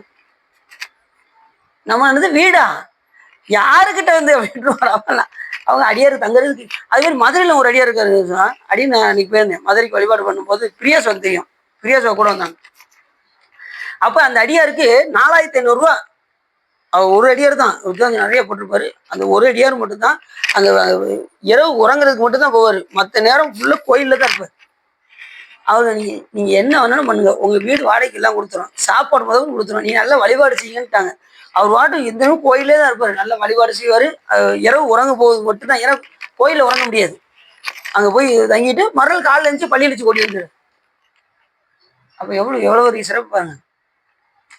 இந்த மாதிரி உரைப்பான அடியார்களும் இருக்கணும், நமக்கு அமையணும். ரெண்டாவது, எவரேனும் விளையாடத்திட்ட திருநீரும் சாதனமும் கண்டால் அவங்க பார்த்தாலும் நம்ம அடியாருடைய அந்த திருவேடத்தை சிவபெருமானாக கருதி நாம் செய்ய வேண்டிய கடமையை செய்து கொண்டே இருக்கிறோம். ஏதாவது அடியாருக்கு ஒன்று செஞ்சுக்கிட்டே இருக்கணும். தினசரி இன்னைக்கு ஏதாவது ஒரு அடியாருக்கு ஏதாவது செஞ்சோமா அப்படின்னு யோசித்து பார்க்கணும். இது இன்னைக்கு எதுவுமே செய்யலையே, சரி ஒரு மலர் பறித்து ஒரு சிவ பூஜை பண்ணுற அடியார் கொண்டு போய் கொடுப்போம். அப்படி நிறைய பேர் இங்கே செய்கிறாங்க. இங்கே பறித்து கொண்டு போய் நம்ம ராஜாமாவுக்கு கொடுக்குறாங்க, சிவ பூஜை பண்ணுறவங்களுக்கு கொடுக்குறாங்க, கோயிலுக்கு கொண்டு வராங்க, கெட்டி கொண்டு வராங்க. அதுலேயும் ராஜாச்சி வந்திருக்காங்களா? உண்மையிலேயே ராஜாச்சியெல்லாம் ரொம்ப கொடுத்து வச்சவங்க. அவங்களுக்கு அந்த பணி கிடைச்சிருக்கு. அழகா பறித்து வாழ்நாளை வீணாக்காம வீட்டில் உட்காந்து காலையிலேருந்து சாயங்காலம் வரைக்கும் உட்காந்து மெதுவாக கெட்டி அழகா காலைல கொண்டு வந்து கொடுத்துறாங்க. அவங்களுக்கு எப்படி பணி கிடைச்சிருக்கு பாருங்க. அப்படி பயன்படுத்தணுங்கிறேன். அதை என்ன சொல்றேன்னா, இறைவனுக்காக பயன்படுத்தணும் உங்க காலங்களை. மலர்களை பறித்து சாமி கெட்டுங்க. அது மலர் பணி சிறப்புன்னு நான் நிறைய தடவை சொல்லிட்டேன். அப்படின்னு மலர் பணி சிறப்புன்னு 1008 மலர்களால் திருமணம் அடிச்சிச்சாரா சிவபெருமான? எத்தனை நூல்கள் சொல்லணும் சொல்லுங்க, எத்தனை நூல்கள் சொல்லணும்? மலர் பணி செய்யணும்னு சொல்லி எத்தனை நூல்கள் சொல்லணும்? பறிச்சு நகம் தேயணுங்கிறாரு அப்பரசாமி. சகமலால் அடிமை இல்லை, தாளலால் துணையும் இல்லை, நகமலாம் தேய கையால் நாள் மலர் தொழுது தூவி முகமலாம் கண்ணீர் மல்க முன் தொண்டர் பணிந்தேத்தும் மகமல்லால் கோயில் இல்லை ஐயன் ஐயாரானாருக்கே அப்படிங்கிறாரு. அப்ப சொல்ற நகந்தெய்கிற அளவுக்கு பூ பறித்து சாமி கொண்டு வந்து கொடுக்கணும். சும்மா வெறுங்கையை வீசிட்டு என்ன செய்யக்கூடாது. கோயிலுக்கு ஏதாவது 2 மலர்களை பறித்து கொண்டு வந்து சுவாமிக்கு கைங்கன்னு சொல்லி சொல்லணும். எனக்கு பூவெல்லாம் இல்லைங்க, எல்லாம் பறிச்சுட்டாருங்க, ஒரு 2 இலையை பறித்து கொண்டு வந்து கொடுங்க சாமிக்கு செய்யலாம்ல. இந்த வெளியினருக்கு அழகா 2 இலையை பறித்து கொண்டு வந்து சாமி கொடுங்க. கொஞ்சம் ஏதாவது ஒன்று. சில பேர் விளக்கேற்றுறாங்க, விளக்கேற்றலாம். சுவாமிக்கு ஏதாவது ஒன்று செய்யணும். சில பேர் விளக்கேற்றுவாங்க, சில பேர் மலர் கொடுப்பாங்க. மலர் பணி வந்து சிறப்புன்னு நமக்கு எல்லா ஞானிகளுமே செய்யணும். அதனால் மலர் பணியை என்ன செய்யாதீங்க, யாரும் விட்டுறாங்க. சரி, அப்படி அருணன் வந்து ரொம்ப முக்கியமான யாருக்குரிய தேவைப்பாகன்? சூரியனுக்குரியது. அருணன் இந்திரன் திசை அணுகினன் இருள் போய் அகன்றது உதயமின் மலர் திருமுகத்தின் கருணையின் சூரியன் எல எல நயன கடிமலர் மலரமற் தன்னலம் கண்ணா திரைநிறை அறுபதம் முரல்வன இவை ஒரு திருப்பெரும் துறைவுரை சிவபெருமான். அருள் நிதி தர வரும். இது என்ன நிதி தரும்? அருள் நிதி தர்றதுக்காக சிவபெருமான் வர்றாரு. இப்போ உங்களுக்கு அருளை கொடுக்கறதுக்கு நிறைய இருக்குப்பா. ஏன்னா அதனாலதான் அருள்மிகு வைத்தியநாத சாமி, அருள்மிகு சகஸ்திரலிங்கேஸ்வரர் மிகுந்து இருக்கு சாமிகிட்ட. அவர் கொடுக்க வர்றதுக்கு தயாரா இருக்காரு, நம்ம வாங்குறதுக்கு தான் தயாரா இல்லை. அவர் மிகுந்து வச்சிருக்காரு. அருள் நிதி தர வரும் ஆனந்த மலை. சாமி எப்படிப்பட்ட மலை? ஆனந்த மலை. ஆனந்தம் இன்பத்துக்கும் ஆனந்தத்துக்கும் வித்தியாசம் இருக்கு. இன்பம் கூட நொடி பொழுது வந்து போகக்கூடியது. ஆனா ஆனந்தம் நித்தியானந்தம். அது சலிப்பே ஏற்படாது. அந்த சலிப்பே இல்லாத ஒரு இன்பத்தை சிவபெருமான் யாரு கொடுப்பா? நமக்கு கொடுக்கறதுக்கு தயாரா இருக்கார். அந்த ஆனந்த மலை, அந்த ஆனந்த குத்தன் அருள்வரில் நாம் அவ்வண்ணமே ஆனந்தமாய் ஆடாமோ தோணும். ஆனந்த குத்தனை போய் நாம சேர்ந்தா நமக்கு என்ன உண்டாகும்? ஆனந்தம் உண்டாகும். ஏன்னா இந்த உயிர் வந்து சாந்தத்தின் வண்ணமாக இருக்கக்கூடிய இந்த உயிரானது சிவபெருமானை சார்ந்திருந்தால் நமக்கும் அந்த ஆனந்தம் கிடைக்கும். உலகத்தை சார்ந்திருந்தால் அதுக்குரிய இன்பம் தான் நமக்கு கிடைக்கும். அது நொடி பொழுது வந்து போகக்கூடிய இன்பம் வந்து அதுக்கப்புறம் சலிச்சு போயிடும். அதுக்கு நமக்கு இந்த உயிர் அப்படிதான் இருக்கும். அது எந்த இன்பம் வேணும் நீங்க தான் முடிவு பண்ணிக்கணும். குடும்ப அளவுக்கு யாரை வழிபாடு பண்ணணும்? சிவபெருமான வழிபாடு பண்ணி அந்த ஆனந்த குத்தனுடைய அருளை நாம் பெற வேண்டும். அப்படி சூரியர் பன்னிருவர்களும் எக்காலத்தும் ஒவ்வொருவராக சஞ்சரிப்பார்களோ அல்லாமல் பன்னிருவரும் கூடி சஞ்சரிப்பார்களே ஆனால் சித்திரை மாதம் முதல் 12 மாதமும் வைகத்தனர் முதல் பன்னிருவரும் அத்தேரில் ஏறி சஞ்சரிப்பார்கள். அந்த 12 சூரியர்களும் சித்திரை மாதம் தொடங்கி ஒரு வருஷத்துக்கு அவங்க அந்த தேர் மேல ஏறி அந்த 12 சூரியர்களும் சஞ்சரிப்பார்கள் அப்படின்னு சொல்றாரு. சூரியருக்கு பதத்துக்கு மேலே 27 நாள்கள் நாயகனாகிய சோமன் உலகு 100,000 யோசனை. அதுக்கு மேல எந்த உலகம் இருக்கான்? சந்திர உலகம் அதுக்கு மேல இருக்கான். சூரிய உலகத்துக்கு மேல எத்தனை யோசனை தூரம்? 100,000 யோசனை தூரம் பொருந்தும். அச்சோமன் உலகுக்கு மேலே 100,000 யோசனை உயரத்தில் நட்சத்திர மண்டலங்கள் ராசி மண்டலங்களும் பொருந்தும். அதுக்கு மேல எங்க இருக்கு? நட்சத்திரம். அதனாலதான் சுவாமி ரொம்ப உயரத்தை வச்சிருக்காரு நட்சத்திரத்தை. நம்ம இங்க பாக்குறதுக்கு எப்படி தெரியுது? பொடியா இருக்க மாதிரி தெரியுது. அது எவ்வளவு பெருசா இருக்கும் தெரியுமா நட்சத்திரம்? அது அந்த சந்திரம் இது நட்சத்திர மண்டலத்துக்கு போனவங்களுக்கு தெரியும். அது அவ்வளவு பெருசா இருக்கும். அதனால ரொம்ப உயரத்துல கொண்டு போய் சாமி வச்சிருக்காரு நட்சத்திரத்தை. அது 2000 யோசனை உயரத்தில் இதனுலகம் பொருந்தும். முற்கூறிய புதன் உலகுக்கு மேல் 200,000 யோசனை உயரம் சுக்கிரன் உலகம் பொருந்தும். பாருங்க, ஒவ்வொரு உலகத்தையா சொல்றாரு. சூரியன் உலகம், சந்திர உலகம், நட்சத்திர மண்டல உலகம், அதுக்கு மேல புதன் உலகம், அதுக்கு மேல சுக்கிரன் உலகம். சுக்கிர உலகத்துக்கு மேல் 2000 யோசனை உயரம் செவ்வாய் உலகம் பொருந்தும். அச்செவ்வாய் உலகத்துக்கும் 2000 யோசனை தூரம் தேவகுருவாகிய வியாழ பகவான் உலகம் பொருந்தும். அக்குரு உலகத்துக்கு மேல் 2000 யோசனை தூரம் சனி பகவான் உலகமும் பொருந்தும். இப்படி எல்லா உலகம் அந்த நவ கோள்களையும் இயக்கக்கூடிய ஒவ்வொரு உலகமும் அது பக்கத்துல தான் இருக்கான். அந்த சனி உலகத்தில் அத்திரி வசிஷ்டர் புலத்தியர், அதுக்கு கொஞ்சம் மேல அந்த சனி உலகத்துக்கு கொஞ்சம் மேல அத்திரி வசிஷ்டர் புலத்தியர் புலகர் பிருகு அங்கிரா மரிசி ஆக இவ்வேழு இருடிகளும் இருக்கும் உலகம் 100,000 யோசனை தூரம் அவங்க மட்டும் அங்க சஞ்சரிப்பாங்க. இந்த 7 சப்த ரிஷிகளும் எங்க இருப்பாங்களா? அந்த 9 கோள்களுக்கு கொஞ்சம் மேல இவர்கள் வசிப்பார்கள். அப்ப எவ்வளவு பெரிய சிறப்பு பாருங்க. இப்படி ஒவ்வொருத்தரா ஒவ்வொரு உலகத்திலையும் போய் அங்கங்க பொருந்தி இருக்காங்க. சாமி இது அத்தனையும் ஒண்ணு விடாம உலகத்துல என்னென்ன இருக்கோ அத்தனையும் ஆணி வேற சாமி இந்த ஒவ்வொரு உலகத்தையும் சொல்லி அங்க வசிக்கக்கூடிய அதிதெய்வங்களை சொல்லி அது எப்படி யோசனை எவ்வளவு யோசனை தூரம் வியாபித்து இருக்கும், அது எத்தனை உயரம் இருக்கும், அதை முதற்கொண்டு புள்ளி விவரமா சொல்றாரு முருகப்பெருமான். யாரு சொல்றாரு? அப்ப இது எவ்வளவு பெரிய முக்கியமான நூல்னு பாருங்க. சென்ற முறை பார்க்கும்போது இது சிவ தர்மோத்தரம், இது உப ஆகமமாக விளங்குகின்றது அப்படின்னு சொன்னாரா. எல்லா ஆகமத்தையும் சொல்லி இறைவனுடைய எல்லையில்லாத கருணையினால சாமி எண்ணில்லாத ஆகமங்களை கொடுத்தார். இந்த உயிர்கள் நுகர முடியாது என்கின்ற தன்மையினால 28 ஆக்கினார். அதையும் சுருக்கி என்ன பண்ணாரு? எண்ணில்லாத ஆகமத்தை அருளி, அதுக்கப்புறம் 100 கோடி ஆகமங்களை அருளி, அதுக்கப்புறம் 28 ஆகமங்களை அருளி, அதுக்கப்புறம் 9 தந்திரமாக திருமந்திரத்தை கொடுத்தார் என்று நம்ம சென்ற முறை பார்த்தோம். இது எல்லாமே இறைவனுடைய கருணை. அதுவும் பார்த்தீங்கன்னா லட்சக்கணக்கான திருமுறை பாடல்கள் இருக்கு. அத்தனையும் நம்ம பாட முடியாது என்பதற்காக தான் சிவபெருமான் அத்தனையும் கரையை நரிச்சு நமக்கு தேவைக்கு ஏற்ப திருமுறைகளை கொடுத்துருக்காரு. அதை கூட நம்ம என்ன செய்ய முடியல, கம்ப்ளீட் பண்ண முடியாம உட்காந்துட்டு இருக்கோம். நிறைய பேர் கம்ப்ளீட் பண்ணிட்டாங்க, எல்லாம் செல்போன்லயே பாடி பாடி கம்ப்ளீட் பண்ணிட்டாங்க. நம்ம இங்க இன்னும் பாடி முடிய மாட்டேங்குது. 3ஆம் திருமுறையில் இன்னும் இருக்கும். அடுத்து கண்டிப்பா 3ஆம் திருமுறையா பாட ஆரம்பிச்சிடும் என்று சொல்லி இதுகாரும் உள்ளம் நிறைந்து வகை சிறந்து இந்த சிவ தர்மத்திரத்தை நீங்க கேட்டீங்கன்னா அவங்களுடைய வாழ்வினை கரைந்து திருவள்ளுவர் உரையும் என்று சொல்லி திருப்புகழ் பாடி அடியேன் உரையை நிறைவு திருச்சிட்டோம். காலனார் வெண்கோடும் தூதர் பாசங்கோடு என் காளினார் தந்துடன் கொடு போக காதலார் மைந்தரும் தாயராரும் சூடு காணமே பின் தொடர்ந்து அலராமுன் சூலம் வாழ்தண்டு செஞ்சேவல் கோதண்டமும் சூடும் தோடும் தடம் திருமார்பும் சூழவாள் தூயதால் தண்டையும் காண ஆர்வம் செய்யும் தோகை மேல் கொண்டு வரவேணும் ஆழகாலம் பரன் வாழதாக அஞ்சிடும் தேவர் வாழன்று தந்து அமுதியும்